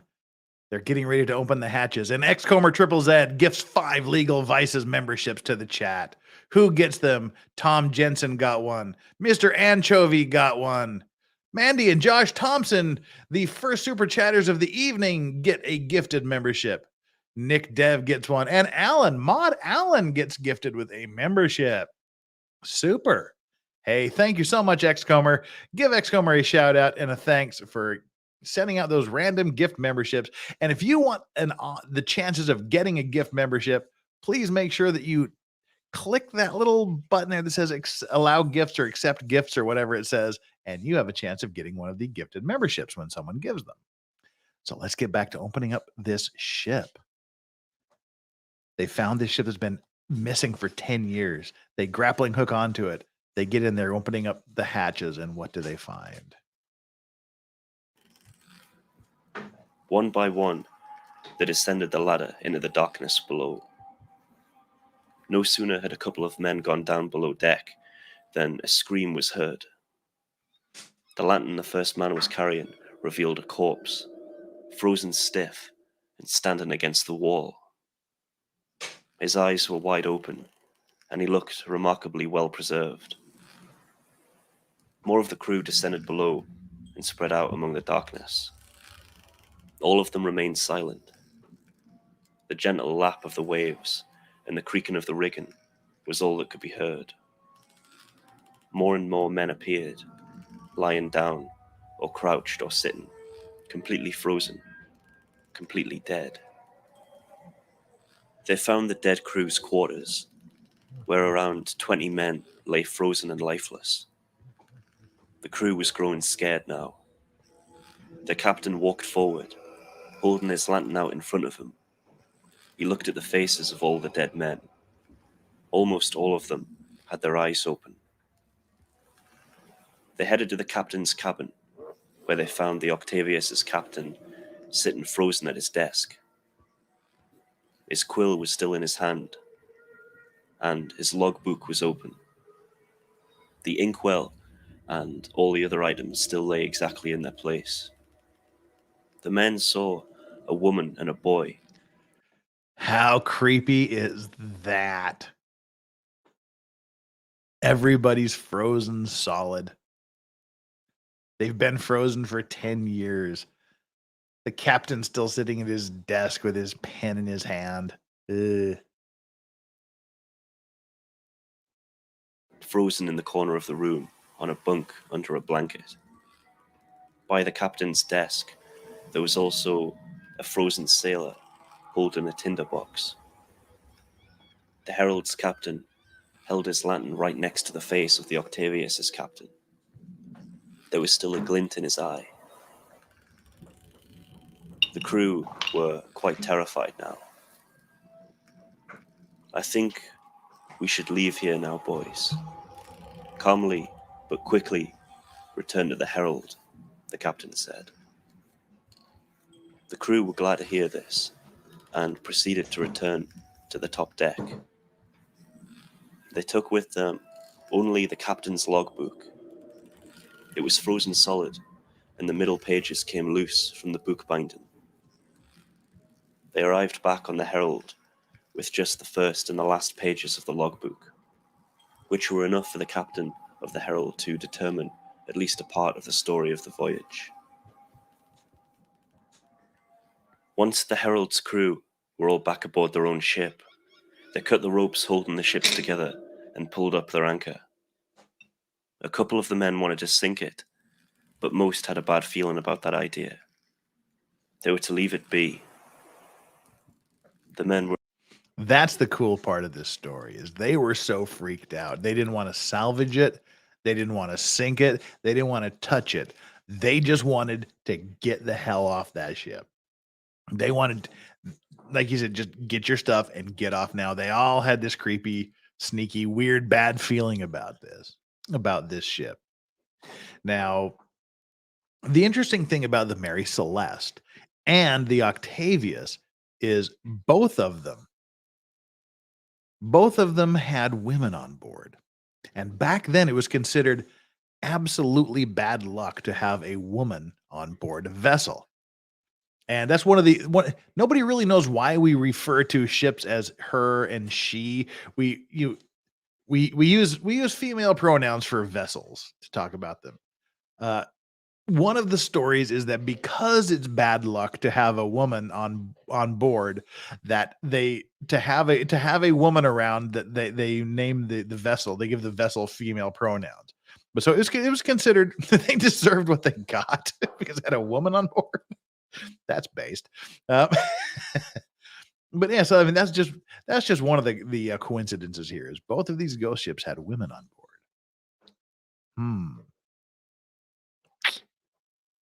Were in agreement that this ship was cursed, and so it was to be untouched, lest they met a similar fate. They cast off and sailed away, the ghostly ship fading away back into the mist. That night, the men that were in the boarding party told the rest of the crew about what they'd seen, and talked long into the night. The captain, however, sat by candlelight in his cabin, looking over the pages of the Octavius's logbook. The last entry had been on the 11th of November, 1762, which meant the ship had been lost in the Arctic for 13 years. There was mention of the attempt to take the Northwest Passage. Its last recorded position, while the crew was still alive, was 75 degrees north, 160 degrees west, about 250 miles north of Barrow, Alaska. Yet, they were near Greenland. The ship must have broken loose from the ice at some stage and completed its voyage through the passage and come out on the other side, where it met the Herald. Despite being dead, the Octavius's crew had continued sailing along the Northwest Passage. No other ships ever reported seeing the Octavius again. Did it run aground and sink? Maybe. Or perhaps it's still out there, sailing those lonely Arctic waters, crewed by the damned.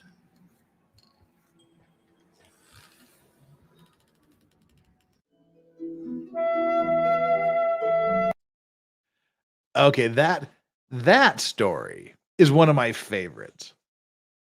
I really, really, really, really like that story.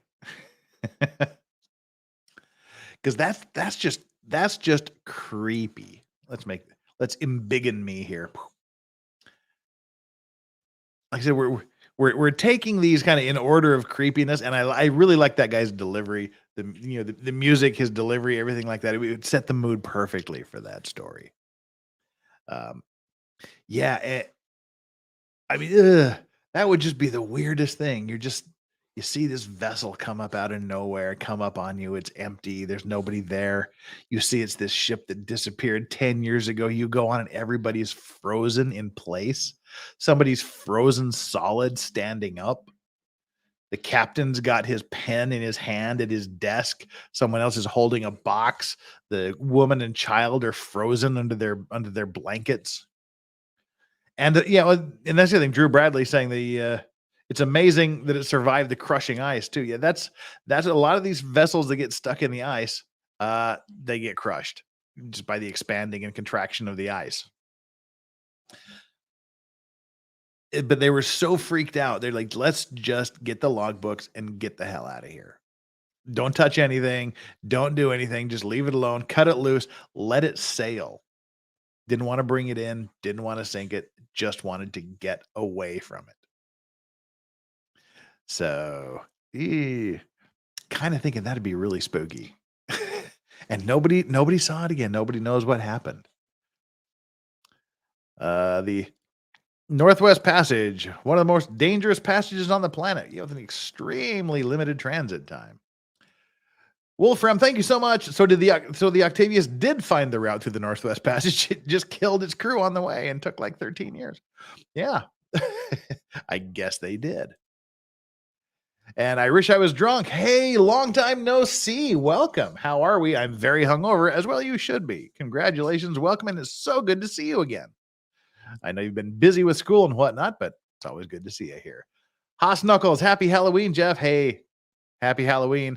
Haas Knuckles sent me an x-ray picture of his crushed finger. That looks like it would suck hard. Ugh. D Watt says, ghost simps. And Barbara Vance has now been elevated to the level of one of the coolest people in the entire chat. Sorry, everyone else in chat. She's elevated herself to one of the coolest people in chat by quoting from Stan Rogers, one of the greatest folk singers of all time from Canada. Offered just one time, I will take the Northwest Passage. That's from the Stan Rogers song, Northwest Passage, which for our interlude for spookiness, oh, I can't believe I just did that. I boomered it. But anywho, we'll have to unboomer it here in a minute. But I thought we would just see how far we can get demonetized by playing you a song about this Northwest Passage. All that song that we're going to play right now. Because as I promised, 2 weeks from now, we're going to be doing an entire show on sea shanties. But Stan Rogers is one of my favorite singers of all time. Love Stan Rogers. Beautiful voice. Sad story too. He kind of had he met an ignominious end. Well, it wasn't really ignominious. It was a sad end, but it was a glorious end. Stan Rogers, again, he's a Canadian folk singer who sings a lot of maritime songs, a lot of sea shanties. He died very young, in 38, I believe he was, in a plane crash. But he survived the plane crash. But he would get out of the plane, he would go back in, help someone else, go back in for somebody else, and he eventually succumbed to smoke inhalation and died rescuing others from a plane crash. Barbara Vance says Stan Rogers died at your airport. Oh, that sucks. He does sea shanties too. Trust me. Stan Rogers, he does some amazing sea shanties. But we're going to be doing an entire show on sea shanties coming up in 2 weeks. Well, we had, oh, hang on. Now I have to unboomer the boomer that I boomered before. There we are. Someone asked, where did it go? It was Kiernoth asked a very important question. Oh, see, I can't do this here. We got to do it. We got to do it the hard way. Where did it go? Kiernoth, where did your super chat go? It scrolled up there. Kiernoth asks a very important question. Have you ever heard of the Orang Medan? Have I ever heard of the Orang Medan, you ask? Why, that's the very next story we're talking about. Look at you, oh Nostradamus prophetess one. That's exactly what we're talking about next. This is a truly, the last one was kind of spooky and creepy. This story of the Orang Medan is this is just a bizarre fucking story. This is a true, what about Avril Lavigne? This is a true ghost story. This is a ghost ship story. Oh, see, that's the thing. Isn't that ship a total urban legend? Well, watch this. This is a fucked up story. This is one of my favorite maritime stories of all time. It's just weird from square one. Well, as Mr. Upper Torso says, this one is creepy, but I have questions. We all have questions about this. None have been spooky or creepy. Oh, come on. It's creepy finding people that have been frozen for 13 years still standing up and holding pens in their hand. Oh, they didn't mention this in there. There's there was another legend, which obviously, doesn't really seem to make much sense to me. But one of the legends was that when they removed the pen from the hand of the captain, the ship started to sink. And then it only stopped when they put it back in. I don't believe that for a minute, but it makes for a creepy story to tell. Wolfram is our newest member. Thank you so much for becoming our newest member, Wolfram. That is deeply appreciated. Welcome to the Clean and Sober crew. And before I forget to mention it, Tankrat also gifted 20 Legal Vices memberships. So if you got some of those 20 Legal Vices memberships, please give Tankrat a shout out. That was very, very generous of you.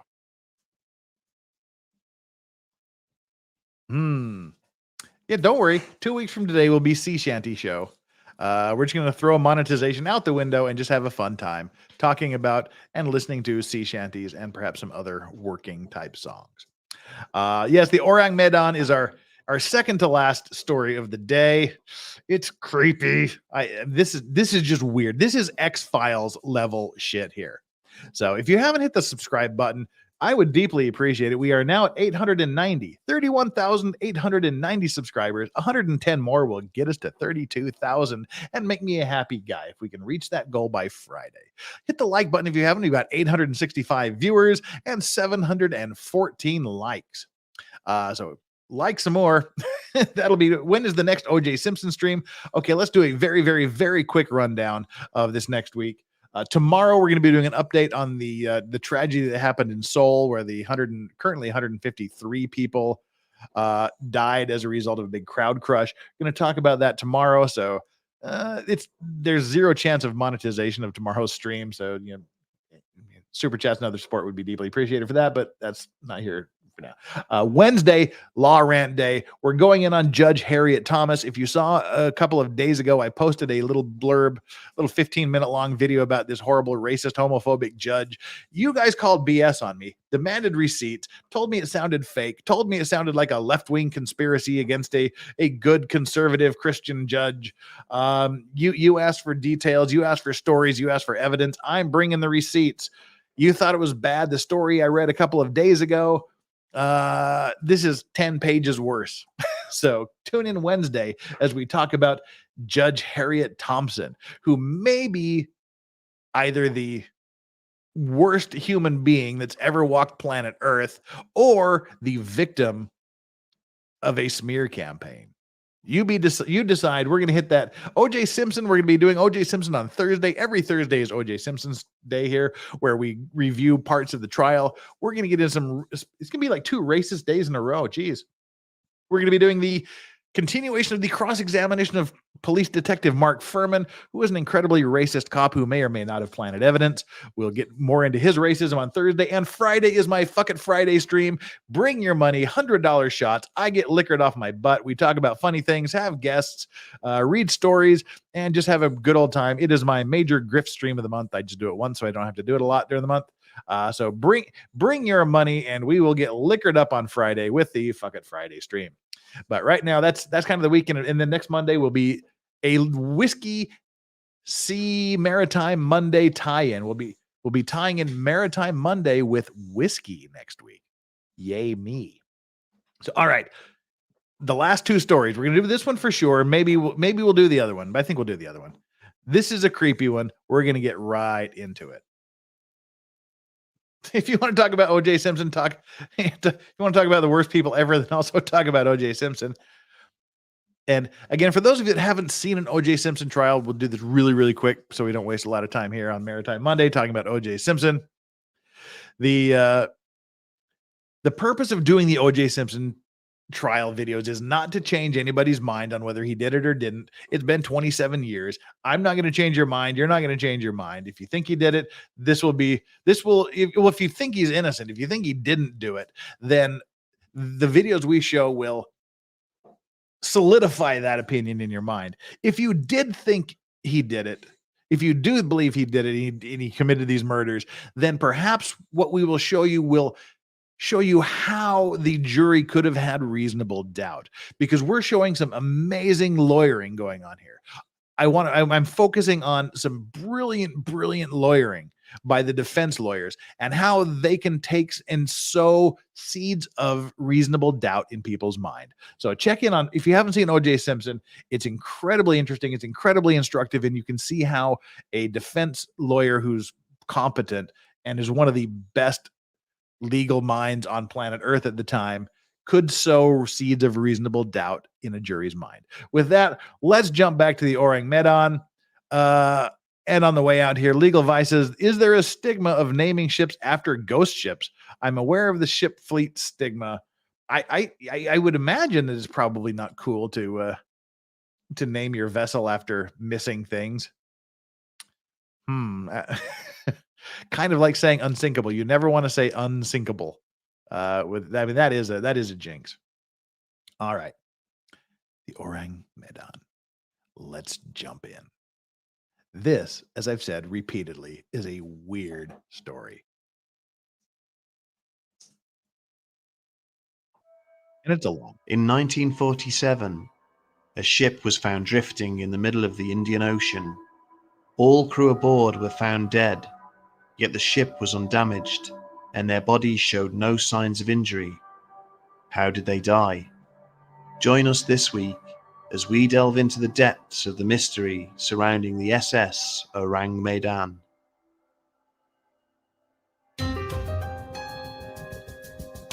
Fast forward through the intro here. Oh, you can't apparently. In 1947, a ship was found drifting. There we go. Technology. There's some cool stories on this Bedtime Stories channel, by the way. There's some cool spooky stories.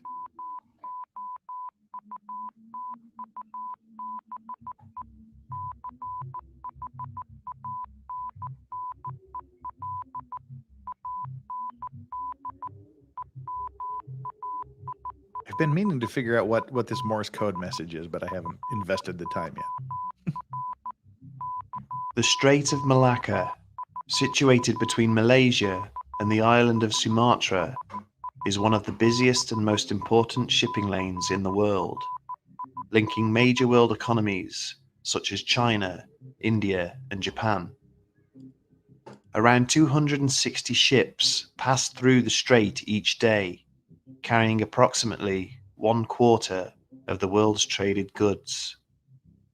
Its significance as a major logistical highway of the seas is matched only by its notoriety, not least because for centuries it was completely at the mercy of pirates, but because it is also one of the most congested shipping lanes in the world. It narrows to just 1.5 miles wide at the Phillips Channel, making it impassable for some of the largest vessels. You know what And I mean, Dick. perhaps this is to their benefit, because there is, of course, another reason for the strait's unwelcome reputation. Over the last century, it has committed to the deep more than 30 ships, roughly one every 3 to 4 years.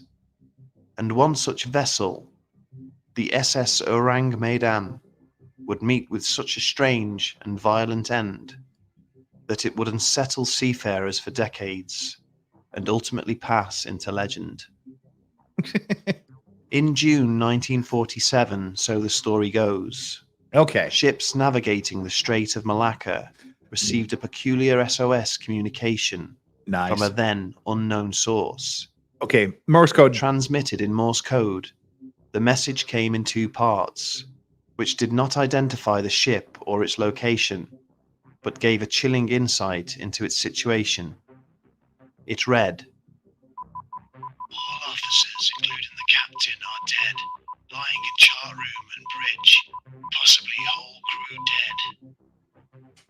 This was followed only minutes later by a rather distressing conclusion, which simply said, "I die." Nothing else was transmitted after this point, and authorities found themselves in a race against time to try and locate the ship in question.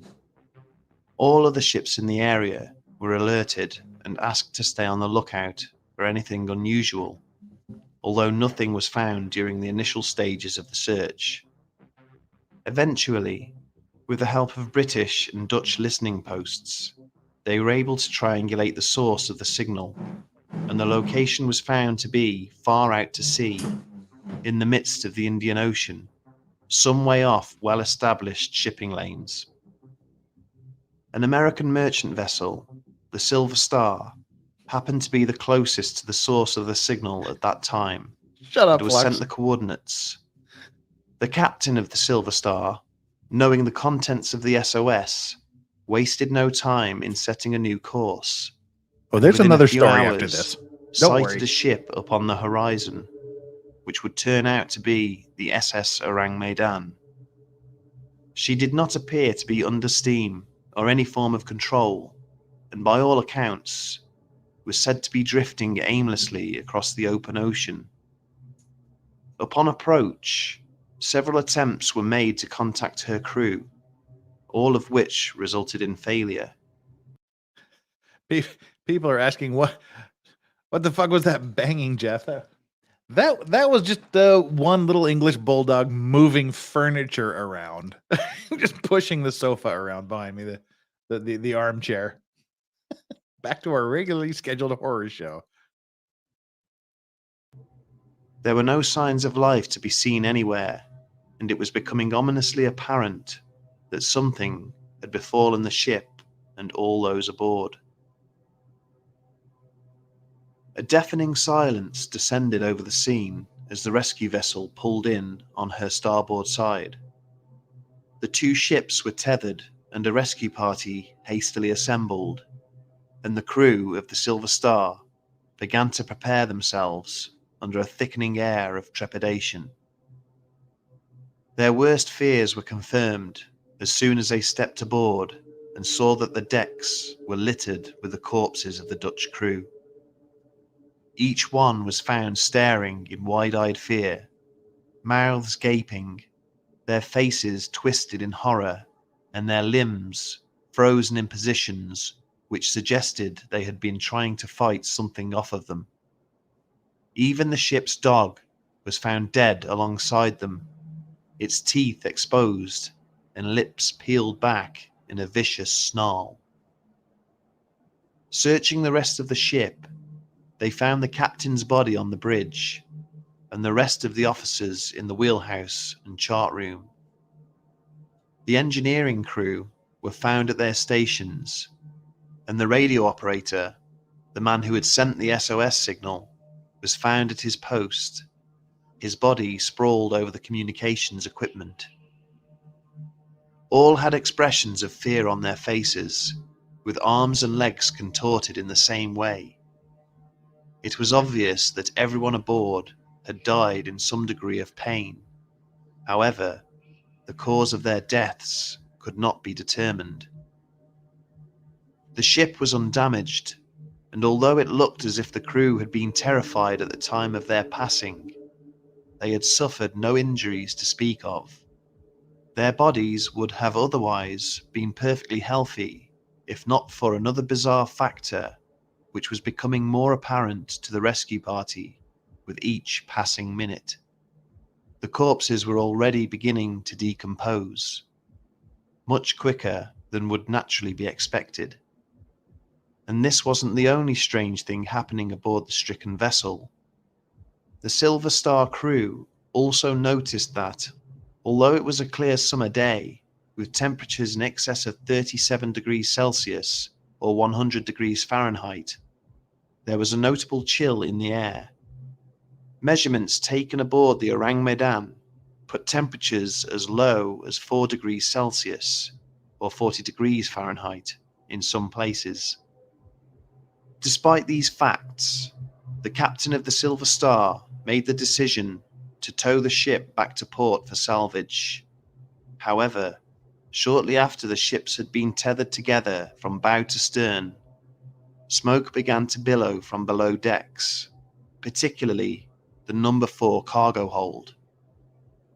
The rescue ship managed to cut the tow ropes just in time, and within seconds of doing so, the Orang Medan exploded with such force that her hull was lifted completely out of the water.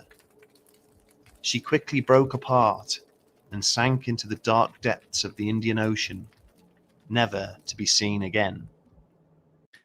That's kind of weird, isn't it? People are saying methane explosion. Perhaps other things. But they'll get more into it. We just want to clear off a few of these here. Again, Tangrass says if you do another story after this one, I'll gift another 20 memberships. There's one more story locked and loaded, ready to go after this. So get that credit card locked and loaded. Super chats are welcome as well. To be Flair says, this is really great content, very original. Thanks for bringing something different. I love mysterious nonfiction. Me too.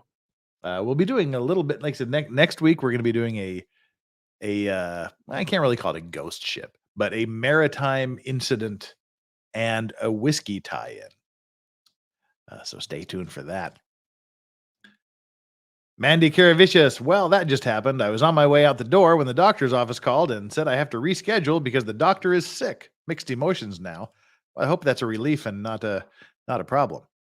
Jackal says, "Oh, this is the one Men of Medan was based on," and someone else said also, and a couple of other people also said, "Yep, I knew it. The game Man of Medan is based on this story. I have never heard of this game. It sounds like a game I need to know about." Cool, thanks.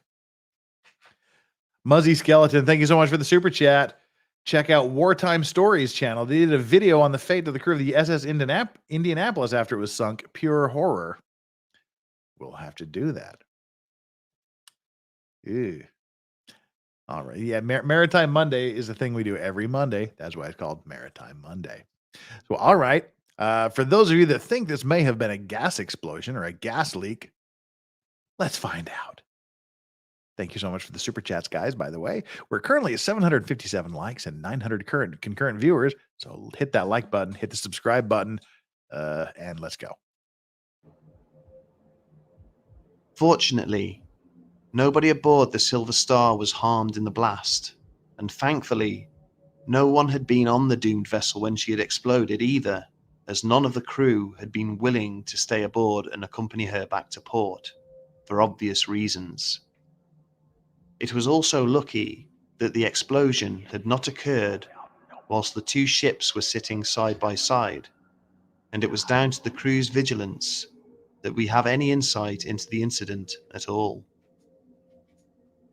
With that in mind, the story was first officially reported in May 1952 by the United States Coast Guard, and since then, people have questioned exactly what happened to the crew of the ill-fated ship. And as always, there has been no shortage of wild speculation. Inevitably, comparisons have been drawn to the Philadelphia experiment, with some theorists going as far to suggest that the Orang Medan had been part of some clandestine government experiment which had gone awry. That's one of the theories. Was that this is a Philadelphia experiment, like Montauk sort of experiment that led to freakish, horrible things happening. Not the one I particularly buy into, but let's see. Let's keep going. Others have said that the ship had been attacked by forces of a supernatural or paranormal nature, for how could one rationally explain the strange deaths of all those aboard? And of course there are the doubters, who question whether the ship even existed at all. An interesting fact arose when investigators researched the story and found that the name Orang Medan did not appear in any maritime records, and it had not been registered in any known port. But there could be a logical explanation for this. A German author by the name of Otto Mielck published his research on the case in 1954, which was apparently authenticated by members of the Silver Star's crew who had been present at the time of the incident. Mielck's work cited a number of previously unpublished details, which included the ship's last known location as well as its intended route. More importantly, it made mention of the ship's cargo, a point which seemed to suggest that the Orang Medan had been carrying unsecured lethal substances such as potassium cyanide and nitroglycerine. If true, then this would have been seen by... So there you go. There's part of it. There were people saying methane explosion. Well, it could have been a nitroglycerin explosion. Could have been other cargo related issues. Could have been. Woulda, coulda, shoulda. Let's time travel. Things that go boom. authorities as the height of negligence, and a ship carrying such a cargo would never have been allowed to leave port. True. It is for this reason that some believe Orang Medan was involved in a smuggling operation and was in fact another ship altogether, hastily renamed whilst at sea in order to disguise her identity, hence not being registered anywhere. That's an interesting part of this story. All ships have registries. They're registered in some country on a ship's registry. There was no registry for this ship at all. It was not registered anywhere. It was a true ghost ship. It had no port of origin. It had no registration documents. Nobody's ever heard of this ship, which makes people question whether this event actually happened at all, because there's no real corroborating evidence that this event actually happened. For me, this clandestine government ship, or this theory makes a little more sense to me. Even a privately owned ship still has to have a registry. All ships are registered somewhere, from the smallest yacht to the largest military ship, passenger ship, container ship, whatever. This ship, there is no record of this ship ever having been registered anywhere.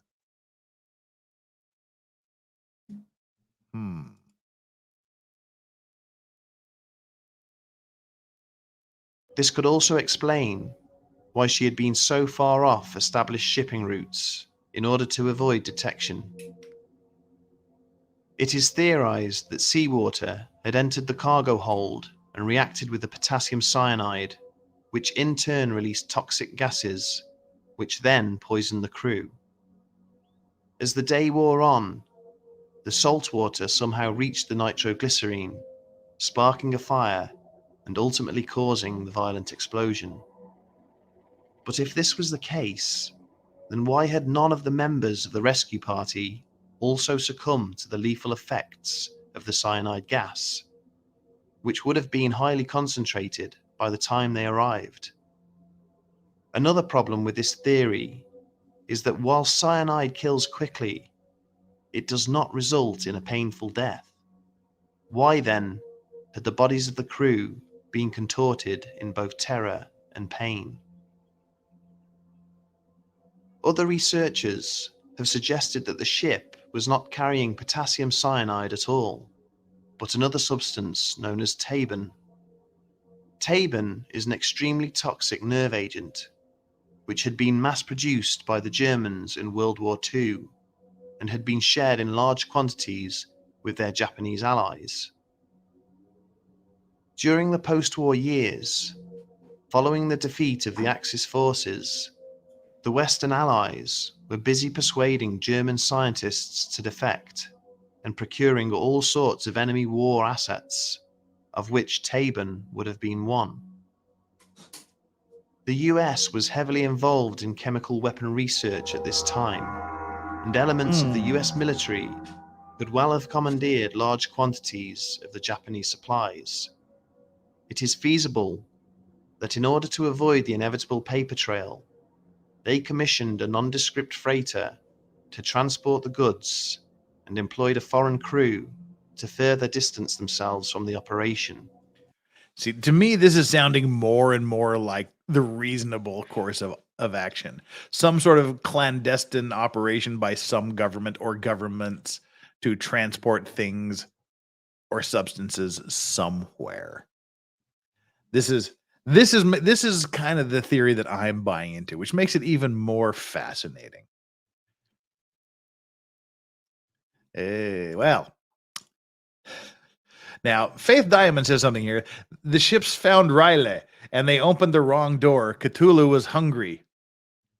Nice H.P. Lovecraft blast there. And John D also blames it on Cthulhu, which is interesting because that reminded me that I forgot to do what I had meant to do from day one. I forgot to smoke my Cthulhu pipe.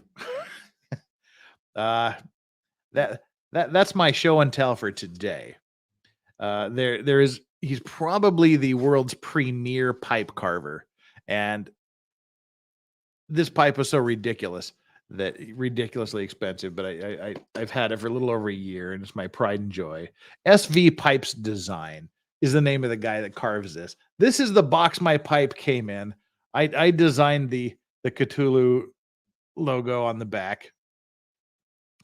And this is my Cthulhu pipe. This is an awesome pipe. I love this big, massive fucking pipe.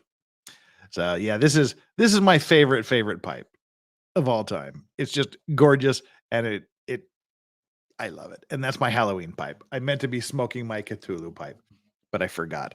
And the tamper is also a Cthulhu idol tamper. I commissioned this bad boy. He charged me a lot of money, and I gladly paid it. And Corn Pop says cyanide is the scariest substance on the face of the earth. Legal Vices, you should cover the crazy AF legal case of the Australian Jessica Kumala Wongso. Craziest story I've ever heard or seen. And someone else mentioned that as well. Please, someone tweet me that or email me that. That sounds interesting. I would love to look into it when I get some time. And KMJ, our Bent Halos and Broken Wings newest member. Thank you so much. Oh, it was Corn Pop. You said it twice. This pipe is made out of 10-year-old aged briar. Someone asked what it was made out of. It's old briar, 10 years aged. It is an awesome pipe. So, all right. With that, let's get back to the video. It is also worth mentioning that Tabon has a very low persistence level, meaning that it would have completely dispersed by the time the rescue crew arrived. It also blocks the neurotransmitter responsible for signaling the muscles to relax, hence the contorted appearance of the bodies. The story of the Orang Medan can neither be proved nor disproved. It is entirely possible that it is nothing more than another tall tale of the sea, but the official mention by the US Coast Guard seems to counter this.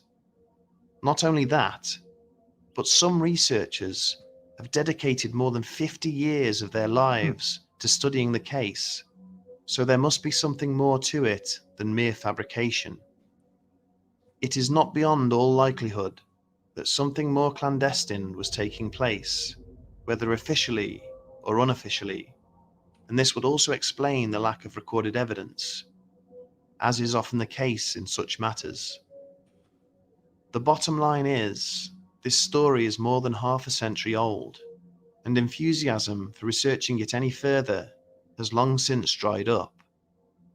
If the Orang Medan did indeed exist, nobody is looking for her, and unless someone discovers, by chance or otherwise, her final resting place, we'll never know the truth of the matter. We are once again left to wonder.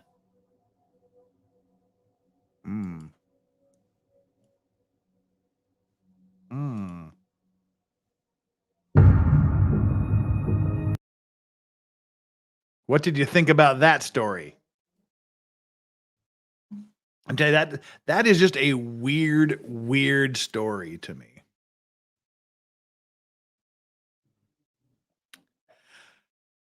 I don't know what to think about that, honestly. I mean, there is literally no record of this ship ever existing, but people that were involved in this say it was there. I'm going for a clandestine government, and what it was carrying and who they were carrying it for is open for discussion. I mean, the whole incident's open for discussion, but there's also rumors that it was the U.S. was sending some sort of chemicals to Japan, some sort of military grade chemicals, either for an attack or something like Well, just the tip says sounds like bullshit. Well, see, that's the thing, we just don't know, do we? Seems like some government foolery if I've ever heard of it. Well, I mean, there was all those things like Air America during the Vietnam War and before and after, bringing illicit shipments in and out of Southeast Asia. The Iran-Contra deal, flying in weapons and taking out money. The government does some shady shit. Everybody's government does shady shit. So, I mean, that's where, the other ones are a little more weird, a little more interesting. But that one, I'm fully in the camp of it was a clandestine government shipment that went wrong somehow. They blew it up rather than have it salvaged. That could be as well. Says Matt from Tinder. Could have been an accident. Could have happened. Have you seen the Venture Brothers? Never heard of them. Sounds like a German smuggler delivering forbidden war materials to Japan. It could be, and that's one of the theory. One of the it's like Americans are trying to get these deadly chemicals into Japan. Others say that it could be the Germans trying to get them in there for use on others. Harry Dickshaft coming in hard. Sounds like some New York Times, CNN fake news. Unfortunately, we'll never know.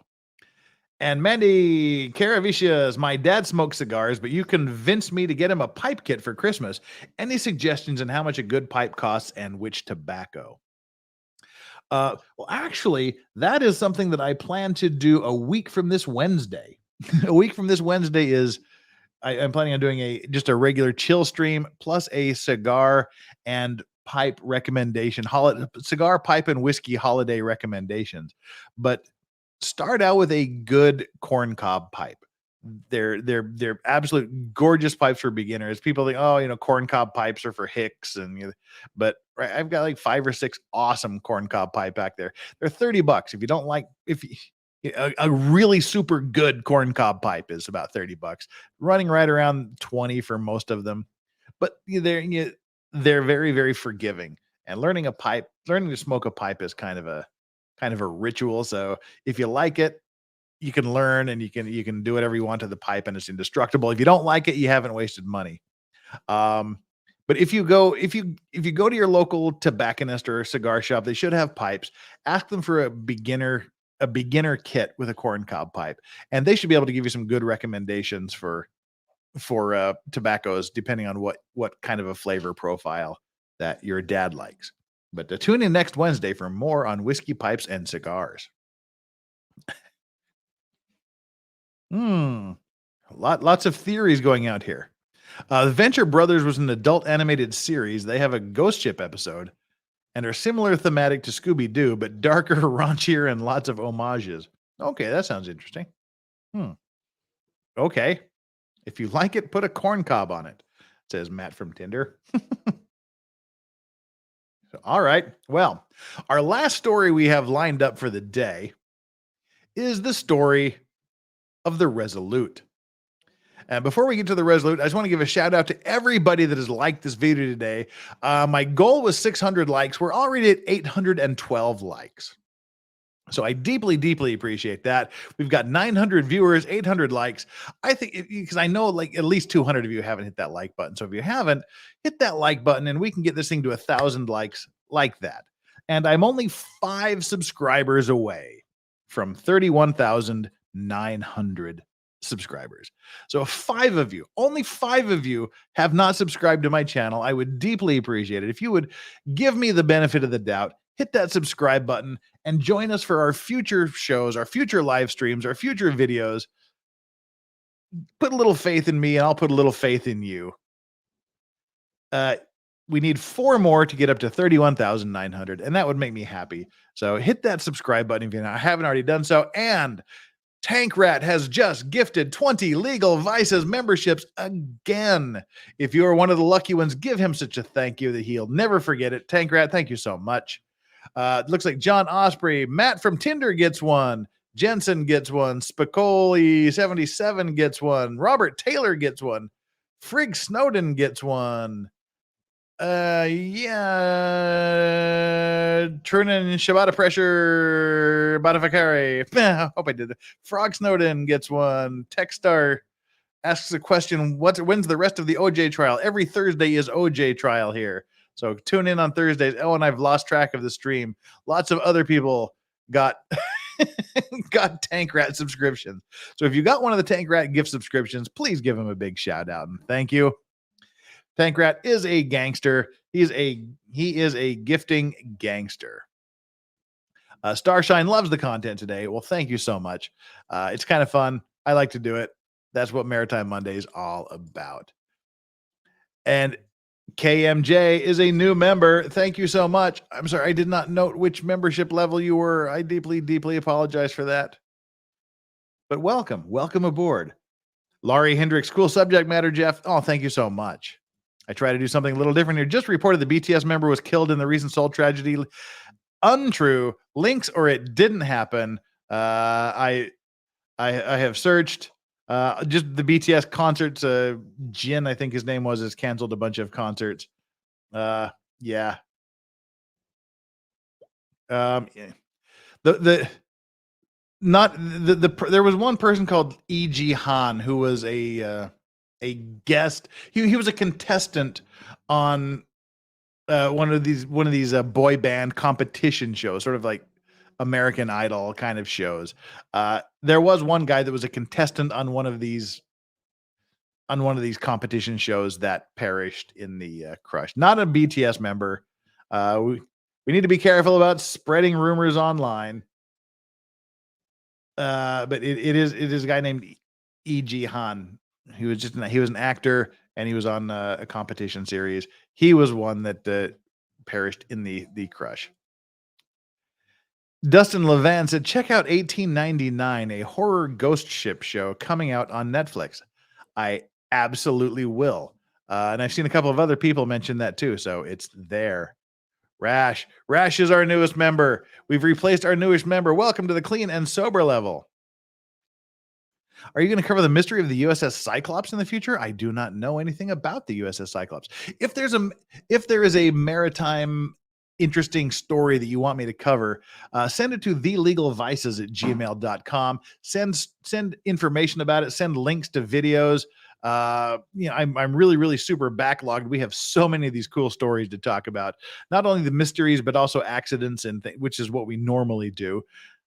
We got a good backlog going, so anything that's coming in is really going to be a backlog. Sky News said BTS star. Sky News needs to check themselves. Yeah. Anywho, yeah, are you saying the news misrepresented something? Yeah, pretty much. Great. Well, this isn't an eerie, spooky story. This is just a fascinating story. The story of the Resolute. And if you saw the recent Netflix series remake of Lost in Space, the Lost in Space episode, you will note that the Lost in Space spaceship was the Resolute, named after the Resolute we're going to be talking about today. This is just a fascinating story. Hayden started that rumor. I doubt it. Do I have a locals vice? I have a locals, but I just use it to watch other people that have locals. Locals does not work with Korean banks, so I can't get any monetization, can't get anything out of it. So I just use it for lurker mode. So yeah, my locals is pointless. So alrighty, stay golden, pony boy. Nice. That's nice. Outsiders. What a great book. What a great show. Wow. Cool on you for even mentioning that. More Brooks today. Need my sick fix. Yeah. Let's say it's like 2 hours from now, so I may as well stay up. I got things to do. Take a little nap. We'll do it. So all right. We're gonna finish the prepared portion of our story today by talking about the Resolute. The Resolute also deals with the Northwest Passage that we talked about earlier. Listen to a little bit of the Stan Rogers song, Northwest Passage. This deals with, someone mentioned the ship, the Terror involved. The Terror is also involved in this story. It's a great story. Irish, I was drunk, slowly getting over my hangover with your help. Glad to hear it. And thank you again for yet another super chat. So good to see you here again. And finally, before we jump in, Legal Vices, do you have any interest in sea cryptid stories? Of course I do. You surely you've seen the Godzilla poster behind me. Talk about the ultimate sea cryptid. Godzilla. I'm a huge cryptid guy. Seriously. I recall coming across one or two vids when I last saw the Medan vid. Yeah, sea cryptids are cool. They're good for the Unexplained Fridays. And if you like this kind of stuff, tune in on most every Friday, at least 2 Fridays a month. Farron Balance and I get together and we talk about unexplained things. So, all right, the Resolute. This isn't a scary story. It's not a spooky story. It's a little bit of a sad story, but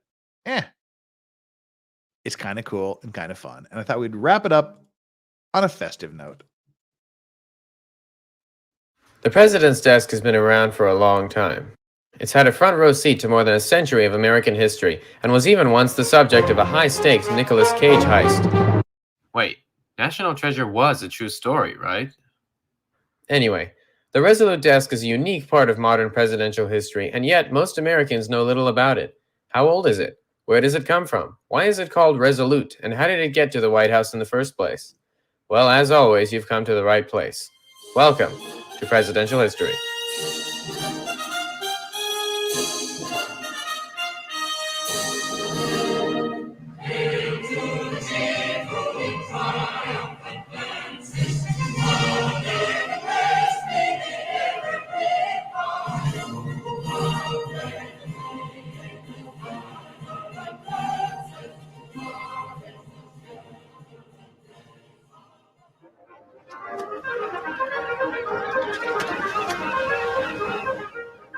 The Resolute desk's origins bring us all the way back to 1850, when the Resolute, a British naval ship, became famous for its involvement in a high-profile search and rescue mission.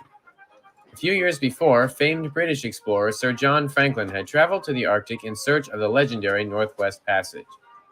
Setting out in 1845, Franklin and his crew eventually ran aground, having to abandon their ship, and consequently were never heard from again. It was the persistent nudging of Franklin's wife, Jane, that ultimately made the Admiralty decide to use the Resolute to find and bring back the men of the expedition. Alas, the crew could not be found. But this story gets even stranger. While on another expedition 4 years later, the Resolute herself got stuck in Arctic ice, and her crew also abandoned her ship. And in a bit of brutal irony, just like the vessel she was looking for, the Resolute stood abandoned in the Arctic. Cold and alone.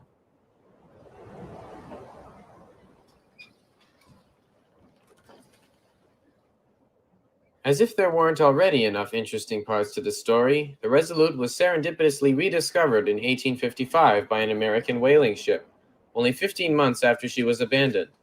The winter ice that kept the vessel in place had melted, letting the Resolute drift over 1,000 miles with no one aboard.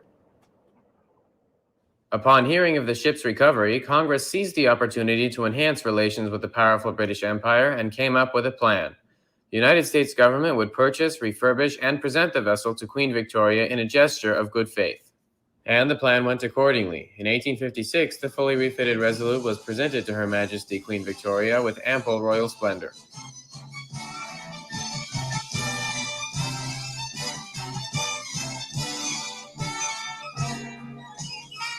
But the pomp and circumstance was not to last. Later that year, the Resolute was put right back into naval service. Yet she never again left British waters. She continued serving the Crown until 1879, when she was retired and salvaged for timber.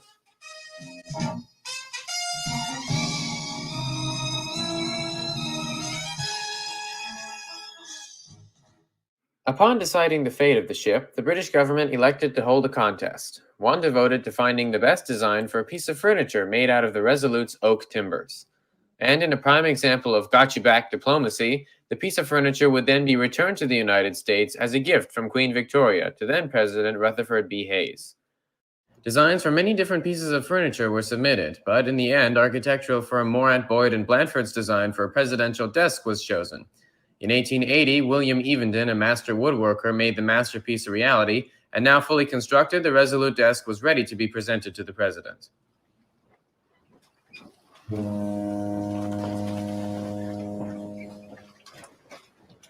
Arriving via steamship in late 1880, the desk was promptly deposited for use in the White House.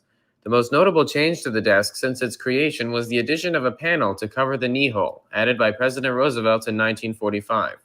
This was done to cover up his leg braces and wheelchairs when working at the desk.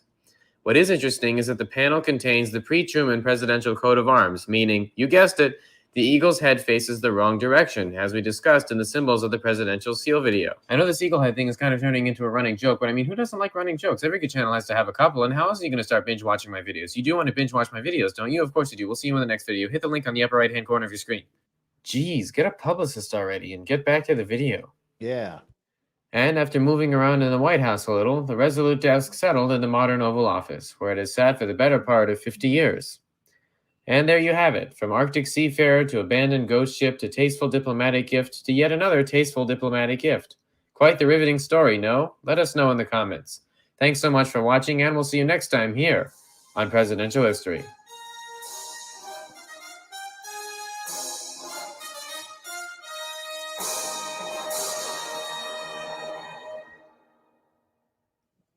Okay, well. The president's desk has been around for a long time. Shut up. It's had a front row seat to more than... God damn it.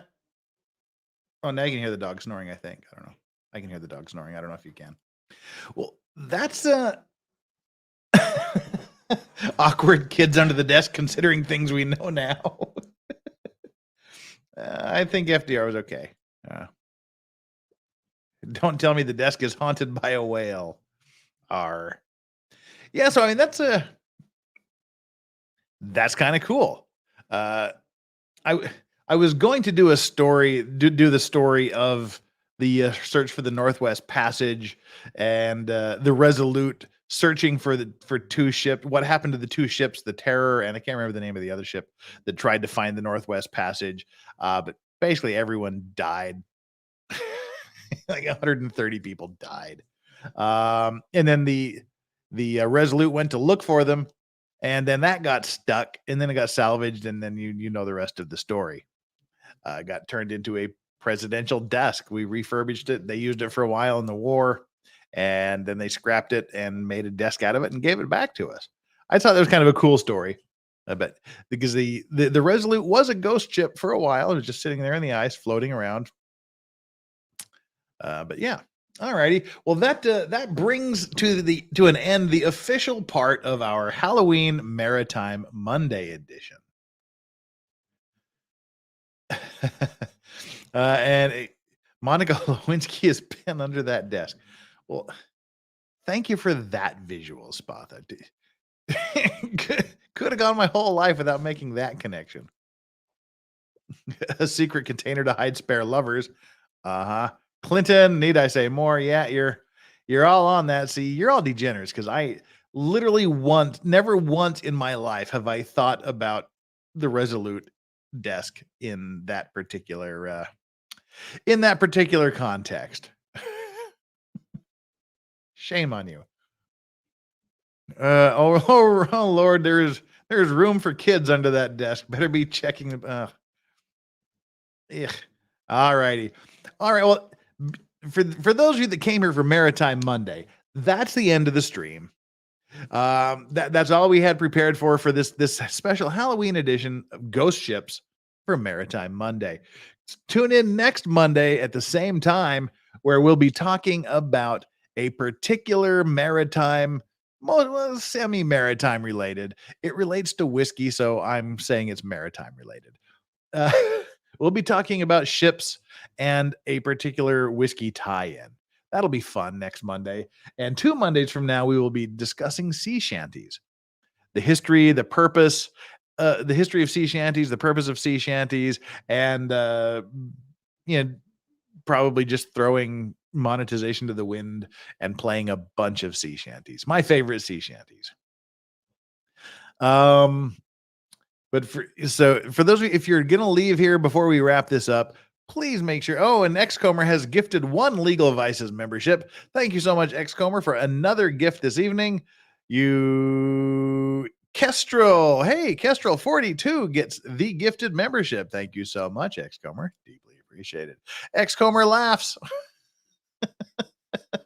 Congratulations on that generous 1 membership gift.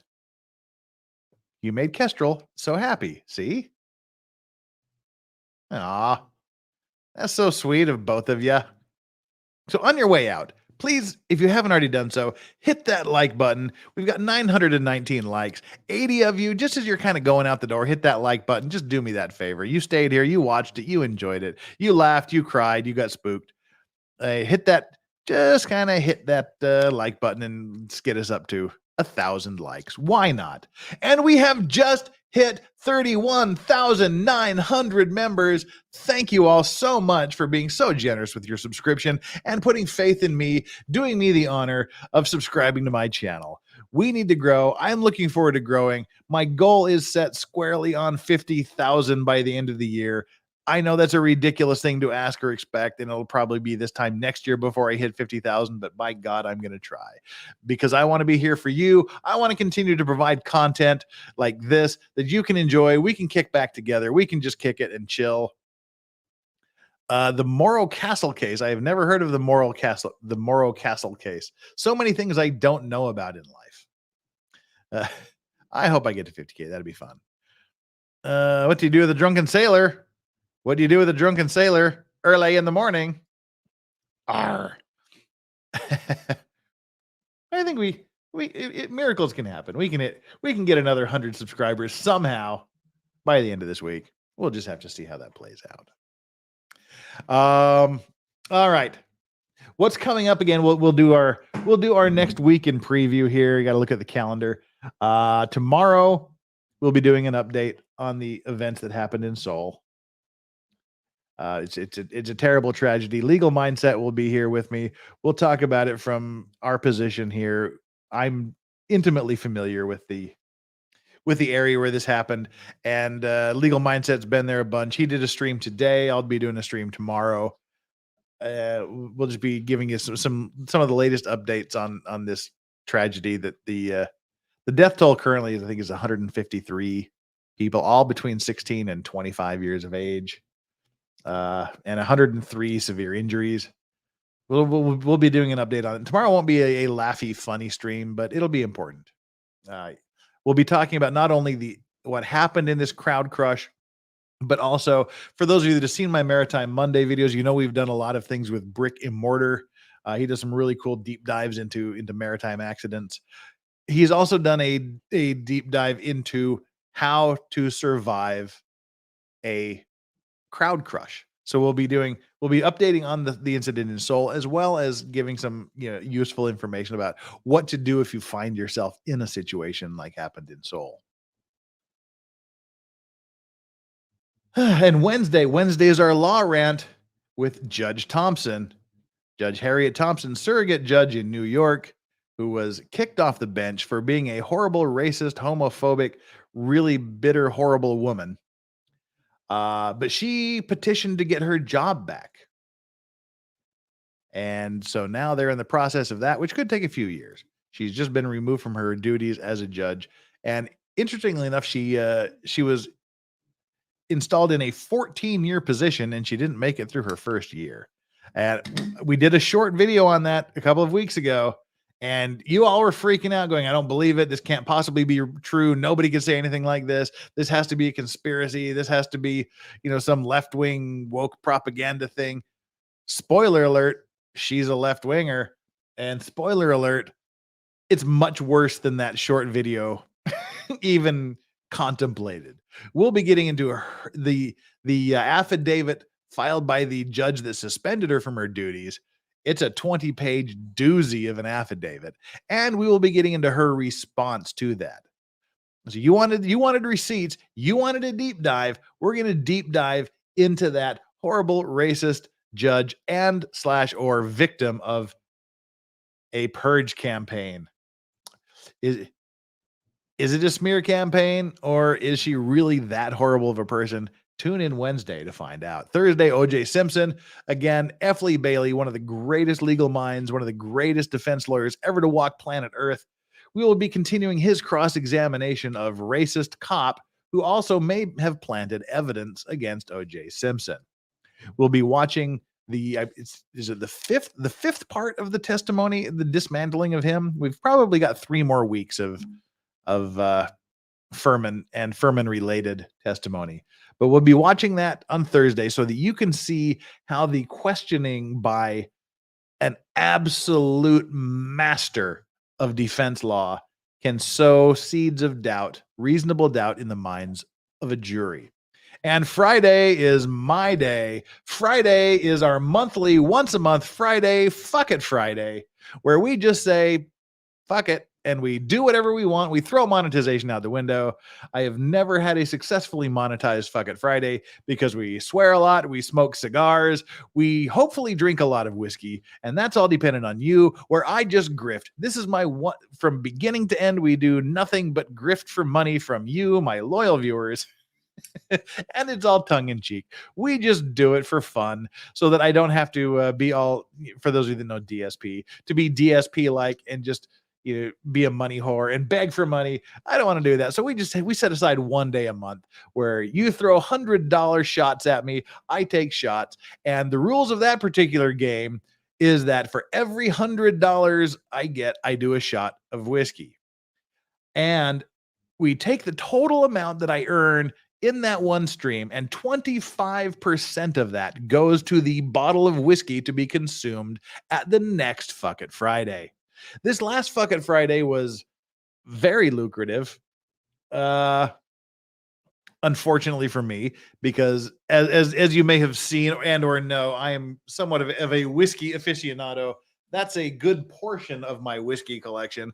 There's still more in the closets off to the sides and whatnot in other rooms, but I'm firmly in the camp that not even Jack Daniels should be just downed in one shot. You shouldn't do shots of whiskey. Whiskey should be enjoyed, even bad whiskey.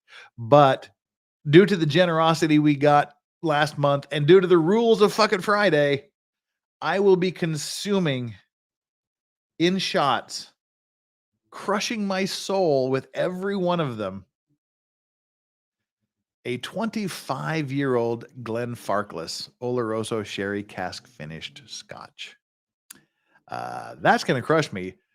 Let's Brandon. Well, hopefully Brandon will be there. Don't know if Brandon will be there. Haven't seen Brandon for a while. I wonder where Brandon's at. We haven't seen any of the Brandon Lesko collective recently. I hope he's coming because he's the one that usually gets it started.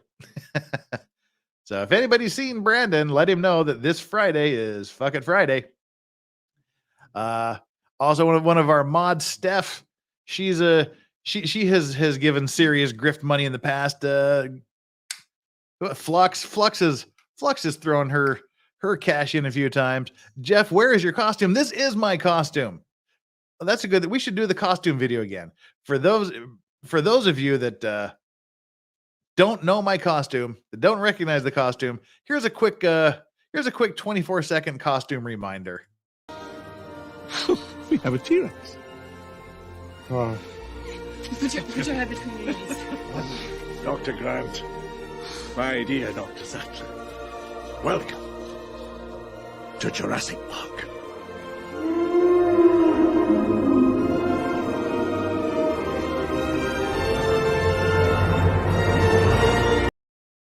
So that's my costume. I'm Dr. John Hammond today. It's simple, it's lame, but that's my costume. Yes, I'm a dinosaur. Exactly. You got it. XCOMer's throwing in some cash into the Fuck It Friday griftathons too. So anywho, that'll be coming up Friday, the Fuck It Friday, where I get guests to come on. You throw $100 shots at me, I get liquored up as possible. Unfortunately, this month it will be on the back of a 25-year-old Glenfarclas single malt scotch. Ugh. I mean, I would love the day we get a $4,000 stream, but I also rue the day when I would have to do shots of a $1,000 bottle of whiskey. That would crush my fucking soul. I'm already like really regretting this 25-year Glenfarclas because it's so good. Yep. Fuck Up a Bottle Friday. Elijah Silva. Everybody bring your shekels, collect your shekels, and let's do it. Because that's what fucking Friday is. And again, I know people are like, you just want to drink on stream and you just always beg for money. It's just totally tongue in cheek. We all know it's tongue in cheek. We just do it so I don't have to do it the rest of the month. Okay, Valhalla waits. And again, Valhalla, please send me an email. Just send me an email saying, hi, I got something to send you, but I need your email address to do it. Valhalla waits says puke session.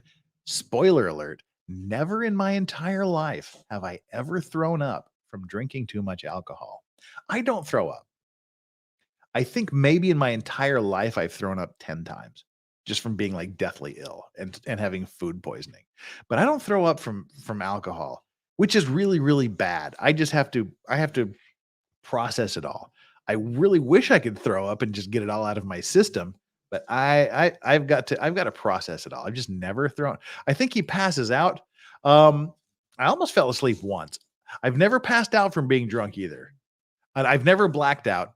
I've never completely lost my memory ever being drunk. I'm just kind of weird that way.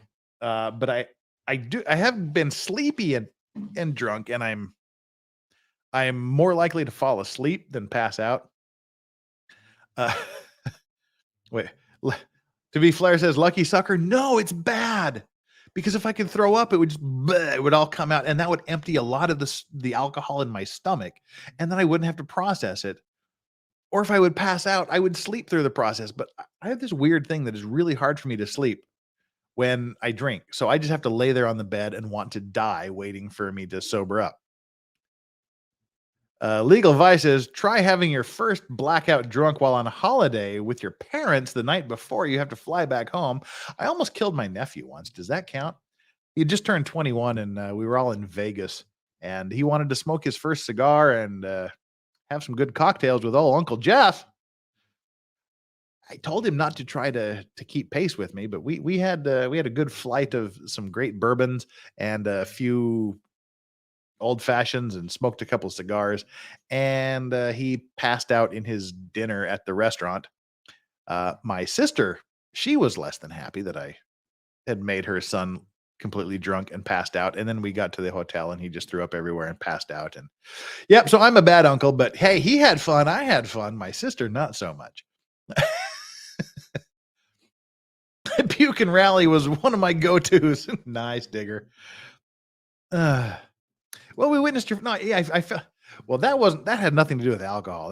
That me falling asleep for what was about 15 minutes the other night. That was just from sheer exhaustion of working from 9 a.m. to 6 p.m., coming home, getting ready for the stream, doing a 2-hour stream, then going into Daryl Brooks and doing 6 or 7, 8 hours of that, and then sleeping 2 hours and doing it all again for 2 weeks. Yeah. Took a little nap there on Nick's stream. That was nice. Yeah, that makes you a great uncle and a bad brother.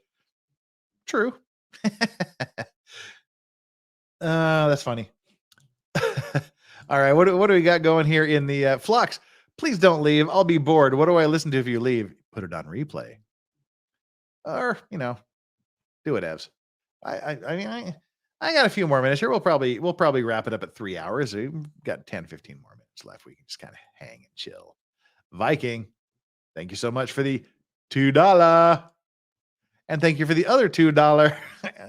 I feel bad if you didn't mean to send that one. Oh, thanks. I'm from Newfoundland. So many stories to tell you. Yes, Newfies are a very, very maritime culture. But again, if you were here earlier and you heard the Stan Rogers songs, we'll be doing some of Stan Rogers' sea shanties in a couple of weeks, as well as other sea shanties. But yeah, the Newfoundland area has some cool stories. Tank Rat, again, that day, fuck it Friday, no memberships from me, just straight get Jeff drunk money. Ooh, the challenge is on. Tank Rat has thrown down the glove. Who is going to pick up the glove? And this is my challenge to you. This is my grift. This is my pre-grift challenge here right now. We came really, really damn close last week. We came really close to me not being able to meet my obligations last month. Not last week, last month. By my count, it was 26 shots that I did. I was very, very, very much on the edge of tapping out. The rule for tapping out, it hasn't been enacted yet. Ooh, Digger 420 is seen sleeping Jeff twice. That means you have been riding since the Johnny Depp trial days, because I did take a little bit of a nap way back during the Johnny Depp trial as well. That's what happens when trial starts at 10 p.m. and goes till like 6 or 7 a.m. your time.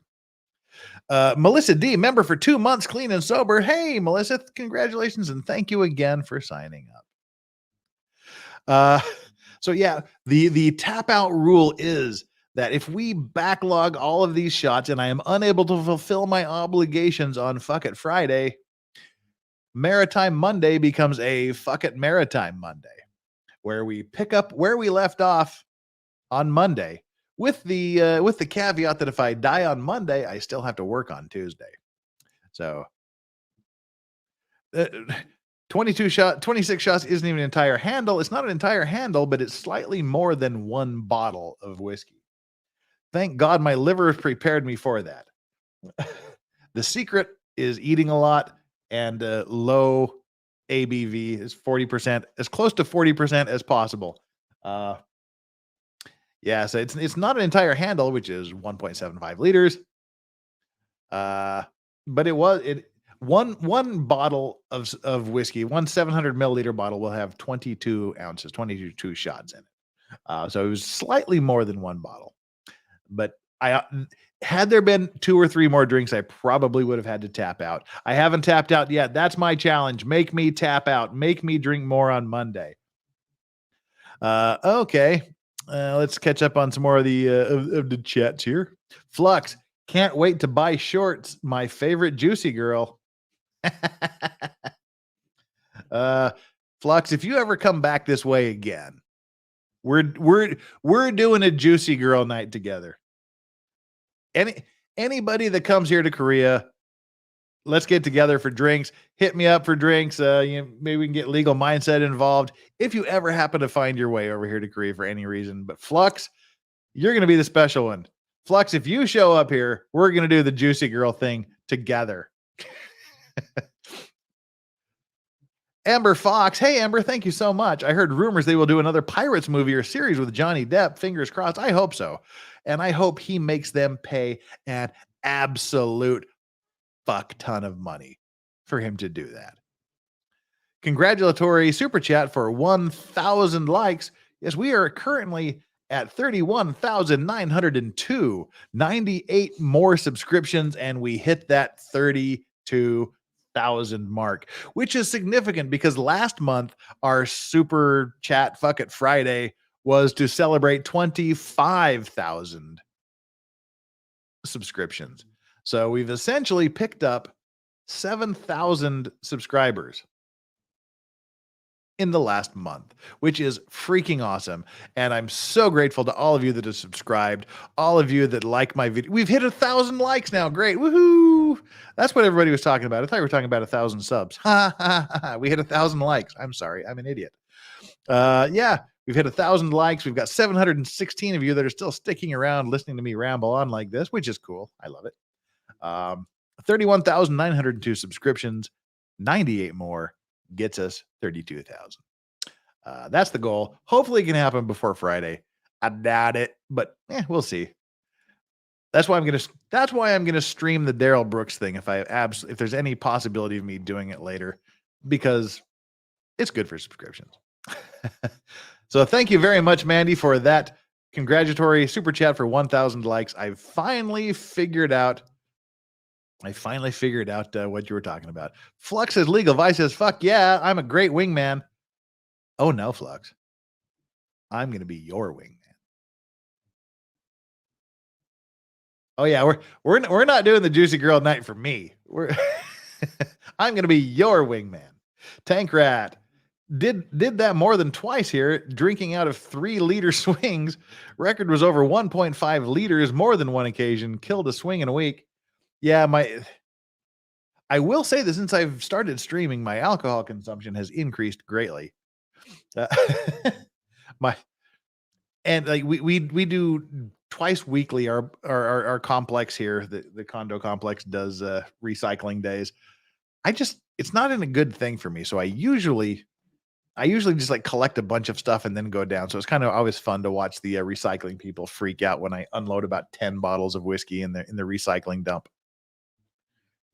Yeah, Valhalla waits. Flux, that means you get choice. Of course, Flux gets first choice.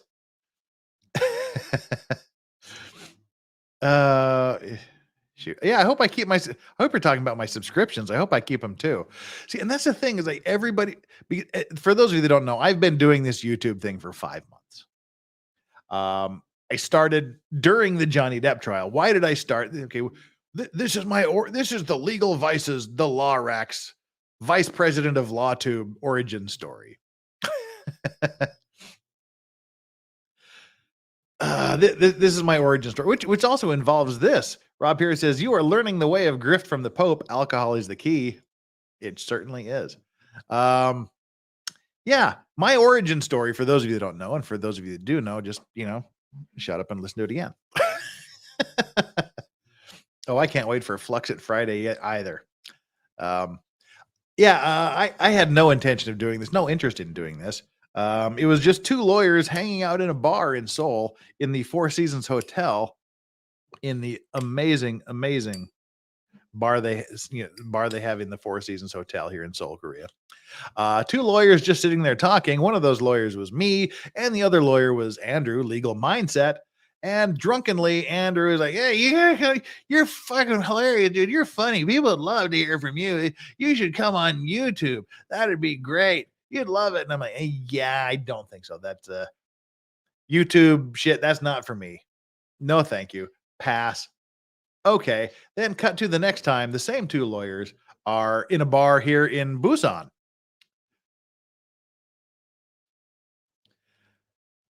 And again.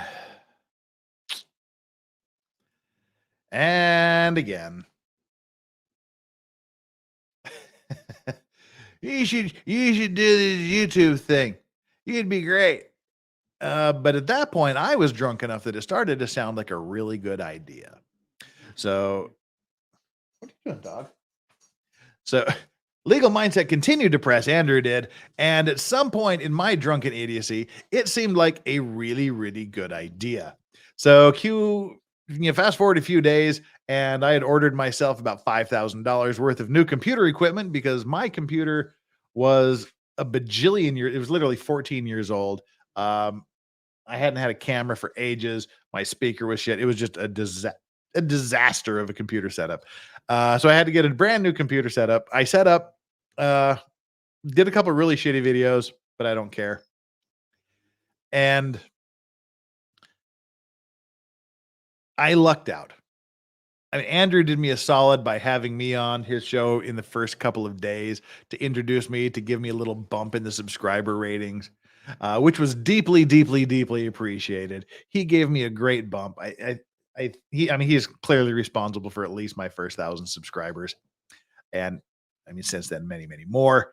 But somehow he mentioned to Nick Rekieta Law, that he should have me on the Johnny Depp trial with him. So literally days after I started this YouTube thing, Nick had me on his stream, and the rest is history. I mean, just piled up subscribers like nobody's business, got monetized in the space of about 3 days. Subscribers went through the roof, likes went through the roof, and there we go. That's where I am today. I am learning, this is just me.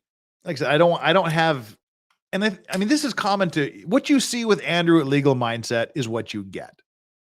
What you see with Nick, from what I know of Nick, from doing streams with him and then dealing, talking to him and doing things off stream with him, what you see with him is what you get. And I think, and that's what Nick, I think, was talking about recently when he was talking about, fake people and people, not being ready, not being prepared.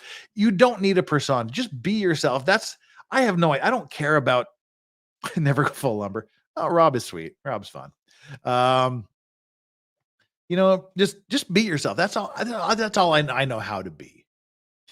And I might have had something akin to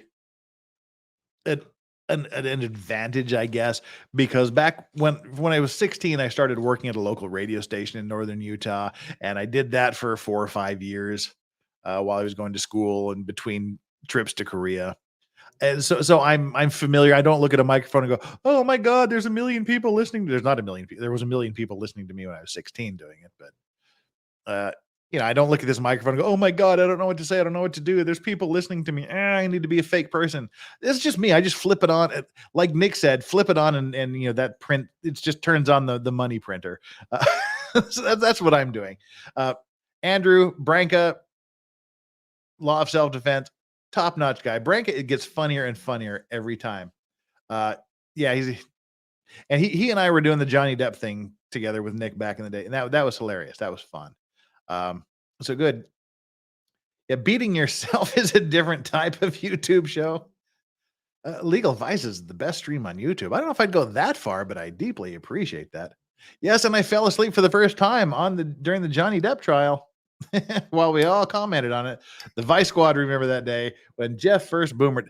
Like I said, these trials for me, they go to the court starts at like 10:30 p.m. and goes till 6 or 7 a.m. And then I got to go to work at 9 a.m. for a full day and then do my own stream and then go back at it.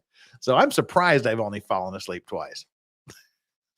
I consider that a badge of honor. If anyone's going to animate this story, Jeff was wearing a pineapple shirt at the bar. Nice. Nihilist Anonymous, you and Joe should go visit Stitch and Adam at some point. Joe has their contact info, but it would be a fun stream. Oh, he does? That's pretty cool. I haven't streamed with Joe for a while. Joe, we need to stream together if you ever happen to see this. I'll invite you on Friday. Kyle Mitchell says, any bars in Korea play Chris Ledoux. The bar that I go to in Seoul, in Itaewon, where this tragedy happened, it's across the street and up Hooker Hill, which is, I mean, it's a few hundred yards from where this incident happened. It's my favorite bar. Dude will play any music you throw at him. So yeah, that's probably the one bar in Korea where I could get some Chris Ledoux music played. But the good thing about being me is I can play Chris Ledoux music in my own home. And if any of you don't know who Chris Ledoux is, you need to know who Chris Ledoux was. He was a legit bull rider, cowboy, musician. Awesome dude. And Kylie Mitchell sends a super chat. Any bars in Korea play Chris Ledoux music? Sorry, I had to send that super chat. I already had you tagged. Just needed to get to it. Sorry about that. But thank you so much for the super chat. Replay the last answer because that's the exact same answer to the exact same person. Can't be DSP. Got to wear that lame vest when you get to $100 and complain every 15 minutes about not receiving tips. Should I do that? Should that be a thing? Should we go full DSP and and bitch and moan until I get $100 and then I put on my hat? Should we do a DSP hat stream? And if you don't know who DSP is, you're better off for it. Hooker Hill, is that just down the street from Ladyboy Lane? How it's situated is like where this happened is on one side of the street where the big crush happened. Then there's like the main street that goes through town. Then there's another set of alleys across the street. Kind of go up the hill and around a couple of corners. And the first road away from the main drag is Hooker Hill. For obvious reasons. And then the next hill over they call Homo Hill, which is where all the gay bars are. And the alley that connects those two is the Ladyboy Lane. So if you ever get to Itaewon, you've got the Hooker Hill, the Homo Hill, and the Ladyboy Lane that sort of form like a pie sign if you look at it from a map. There you go. I bet you didn't think there was a Ladyboy Lane there, did you? But there is. You should get Radix Verum on your stream. Oh, I would love to have her. I know I love her. I love watching her streams. Yeah, she's fun, gives a different perspective. Absolutely. I love watching her videos. She's one of my channels, and I know her through Andrew. I know of her through Andrew. I don't know her. I've never talked to her, never streamed with her, but I do watch her videos because I think she's fun. That would be fun.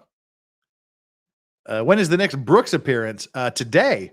Apparently, I was misinformed, and it's not 1 Eastern, it's 1 Central, which means it's 3 a.m. here. So 3 hours from now. Is prostitution legal in South Korea? No. Wink, wink, nudge, nudge, say no more. It's totally illegal, and it never happens anywhere. Yeah. It's just, it's everywhere, but nowhere. Hooker Hill is at the junction of Ladyboy Lane and Autist Alley. No, not Autist Alley, just Homo Hill. Take a right on Suicide Forest. Oh, see, that's the thing. But Meme's not here. But I haven't told him yet. But Farron Balance and we're going to invite Meme Copium on to our next Fuck It Friday. Not Fuck It Friday. Our next Unexplained Friday to talk about the Suicide Forest in Japan. Because Meme Copium, if you haven't subscribed to his channel, cool stuff over there. Meme Copium lives in Japan, and he has done a really, really cool video in the Suicide Forest, and he's got some stories to tell about it. He tells some cool stories. So we want to have him on. Radix Verum is awesome. Yes, she is. Radix is awesome. Yeah, Radix is nice. She's more than nice. She's awesome. What did the Pink Panther? Yeah. Oh, wow. This goes back to like third grade jokes. Cool. What did the Pink Panther say when he stepped on an ant? Dead ant. Dead ant. Dead ant. Dead ant. Dead ant. Yeah. Yeah. Uh-huh. About 2 hours. Now, about 3 hours from now. 11, 12, 1, 2 hours. Yeah. No. Yeah. 3 hours from now. It's 1 p.m. Eastern, apparently. I'm horrible. Meme is so out there, but nice. Yeah, he is, but he's got a really cool video that he's done on the Suicide Forest, and I want him to do that here on this channel. Dargy, what are you doing? What dog check? What are you doing back there, dog? Oh, there's Strawberry. Hey, Strawberry, what's up? Yeah. What's up? That's Strawberry back there. All right. Branca, King of the Road. Trailers for sale or rent. Oh, I don't want to get into like Nick streaming here, but King of the Road is one of my karaoke songs, or norebang as we call it here in Korea. King of the Road, ba-doom doom doom. Trailers for sale. Snorting sounds. Yeah, incoming snorting sounds. So we have both the dogs on the stream. We got a couple of starred things here to get through. Legal Vices. Next Thursday is the Marine Corps birthday. Can you do a special Maritime Marine Corps Thursday about the Barbary pirates? Speaking of origin stories, we'll fit it in some. We can fit something around there for the Marine Corps and around there. Let me make a quick note here.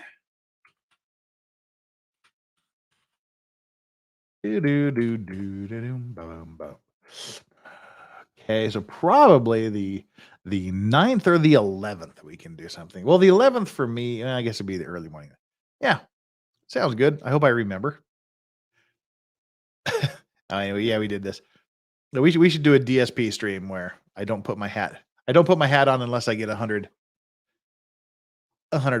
and then I put my hat on and we keep track. He's so lame. I've been rocking with DSP for what's he on, 13, 14 years now? Since the beginning. It's awesome. He's like a cockroach, can't be destroyed. But yeah, that's it. I think we've caught up on all the super chats. Legal Vices, have a look at my avatar on YouTube. Is it different than it? No, this is this cool little Cthulhu. That's so cute. Aw. And one of these days I'll have to bring it over, but that is a giant poster. That's a giant painting that was done by a French guy named Francois Berenger. It's a numbered edition painting of Cthulhu coming up out of the ocean, and the ship he chased is probably right about there. That's actually a really big painting. It's just really far in the background. Yes, November 10th is the Marine Corps' 247th birthday. I have to blow bubbles at heart. Oh God, what a dick! But where is Rodan? Only got the Godzilla posters here, and this is a movie poster from the 1954 Godzilla with Raymond Burr, who played Perry Mason, law-related thing. And this is actually a road sign. This is a reflective road sign. It actually has like the mounts to mount it onto a road sign. I got the custom Godzilla road sign there.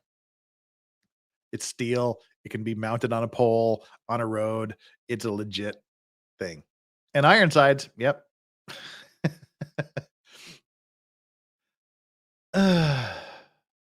All righty, folks. We've done this for 3 hours and 9 minutes. That's time to wrap this thing up, put it to bed.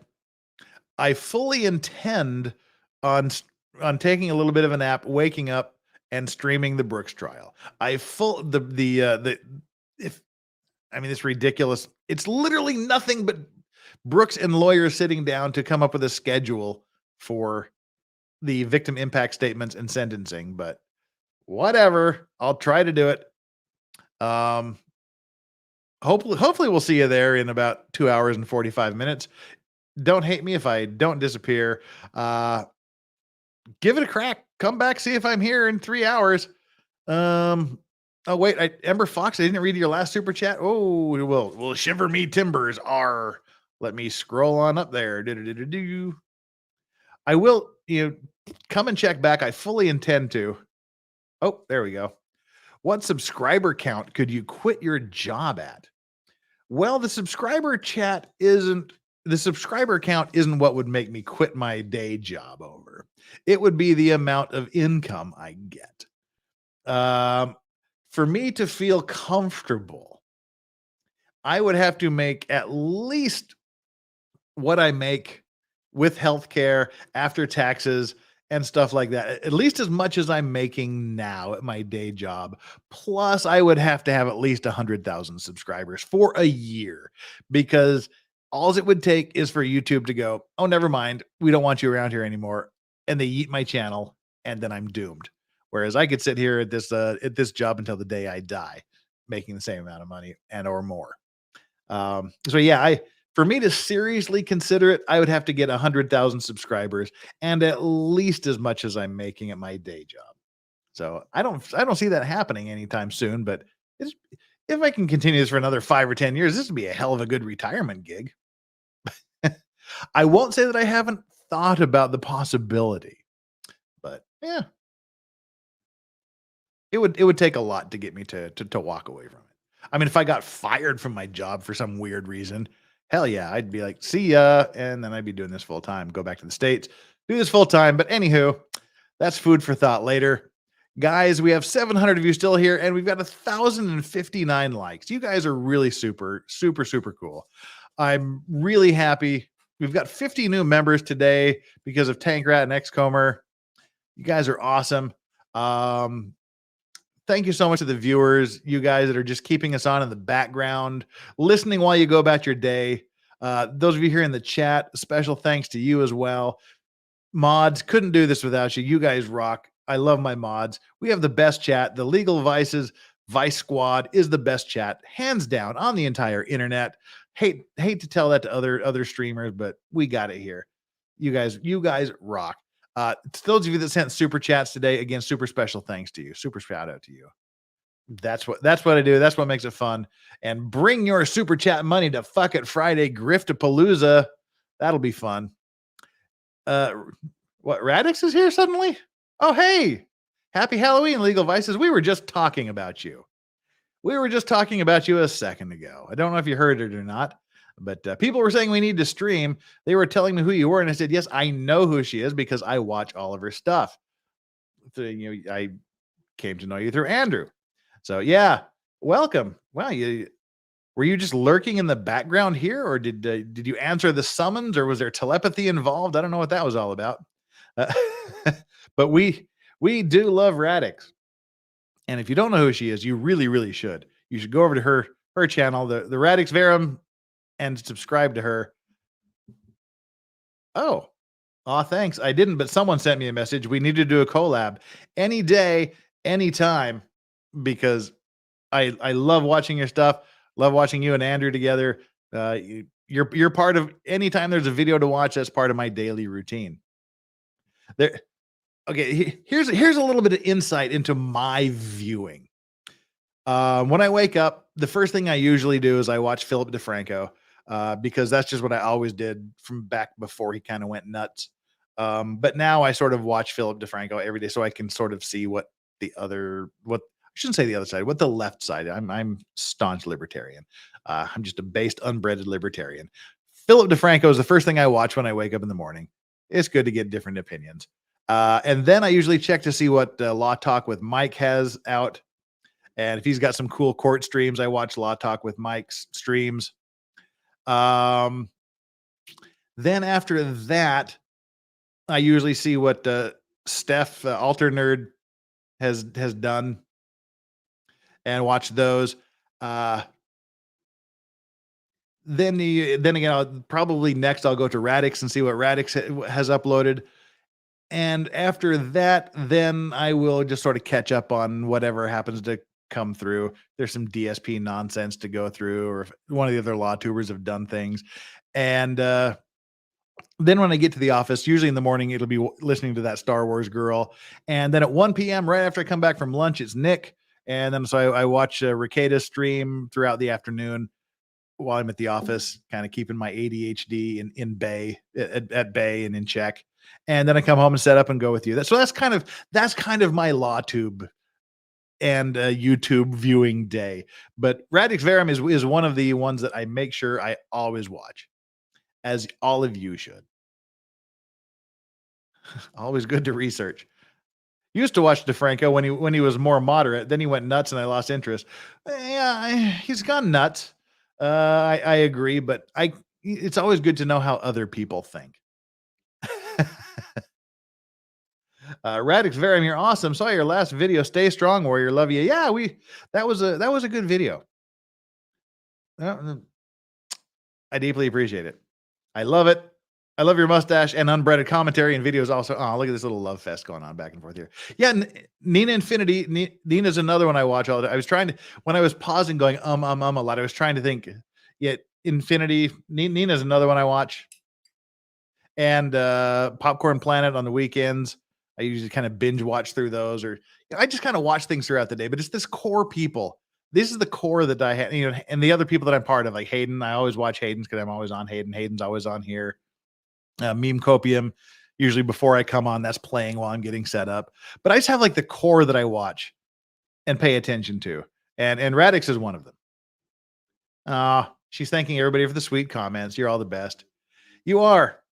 For me, it's my dad, in his 80s. And I honest to God, this is just kind of a weird thing. For those of you that didn't watch Radix's last video, go watch it. But this is just for that. My dad's like 87. He's statistically living on borrowed time, and we don't have a great relationship. I empathize to a certain extent, but it's also kind of, it's two people that are working on it. And I'm living on, he's living on borrowed time, and it's kind of one of those things, parents. But thank you for putting that out there, for talking about that. People can learn a lot. All right, well, Philip DeFranco sounds like he has a dick in his mouth. Well, great. You like Nerdrotic. I don't watch nearly as much Nerdrotic as I should. And it's not a quality thing. It's just a lack of time thing. I'll watch Nerdrotic when I'm just kind of scrolling through and it comes up in my feed. I need to put some of that out there. I need to put some Nerdrotic out there. So, all righty.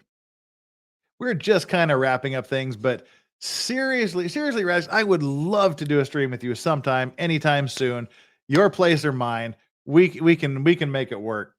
That is like way cool. Come in tomorrow, where we're going to be updating this horrible situation in Seoul, give you the latest numbers, give you some more insight into how it happened, what happened, as well as what to do if you ever find yourself in a situation where the crowd's getting out of control.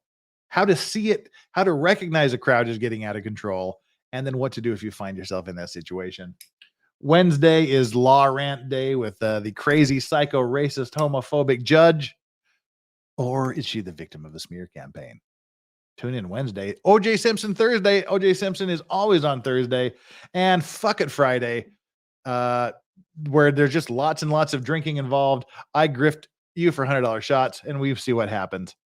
Let's see. We're seeing when Brooks going to be sentenced. He's not going to be sentenced today. What's going to happen today is he and the prosecutors are going to sit down and try to work out a schedule for sentencing. They're going to work out, they'll do victim impact statements and sentencing. So they're going to work out a schedule for that. Today is just them working out a schedule, but it promises to be a little bit silly and a little bit ridiculous. I will be texting you, Radix, on Twitter somewhere to work out a time. Please do. Perhaps a good intro would be Friday. Fuck It Friday, where we just say, fuck it. We stream shit. We talk funny stuff. They throw $100 shots at me. I get drunk, which sort of is a downward spiral into idiocy. It'll be fun. But all right, guys, it is now 12:21 a.m. I'm going to try to get a couple of hours sleep. If I wake up If I go like full racket, so if I wake up in 2 hours, we'll do the stream for the Brooks trial. If I don't, sorry. But come back, check Twitter, The Legal Vices at Twitter. Check YouTube to see if there's something upcoming. And if so, we'll do it. We'll rock it if we can. Until we see you again, either in a couple of hours from now or tomorrow, you all take care. Mods, chat, viewers, Radix, good to see you here. And everyone else involved in this, all the super chatters, everybody, love y'all. Take care. We'll see you hopefully in a couple of hours. If not, we'll see you in about 23, 22 hours from now. Y'all take care. Don't forget to enjoy your legal vices. I'm out. Peace.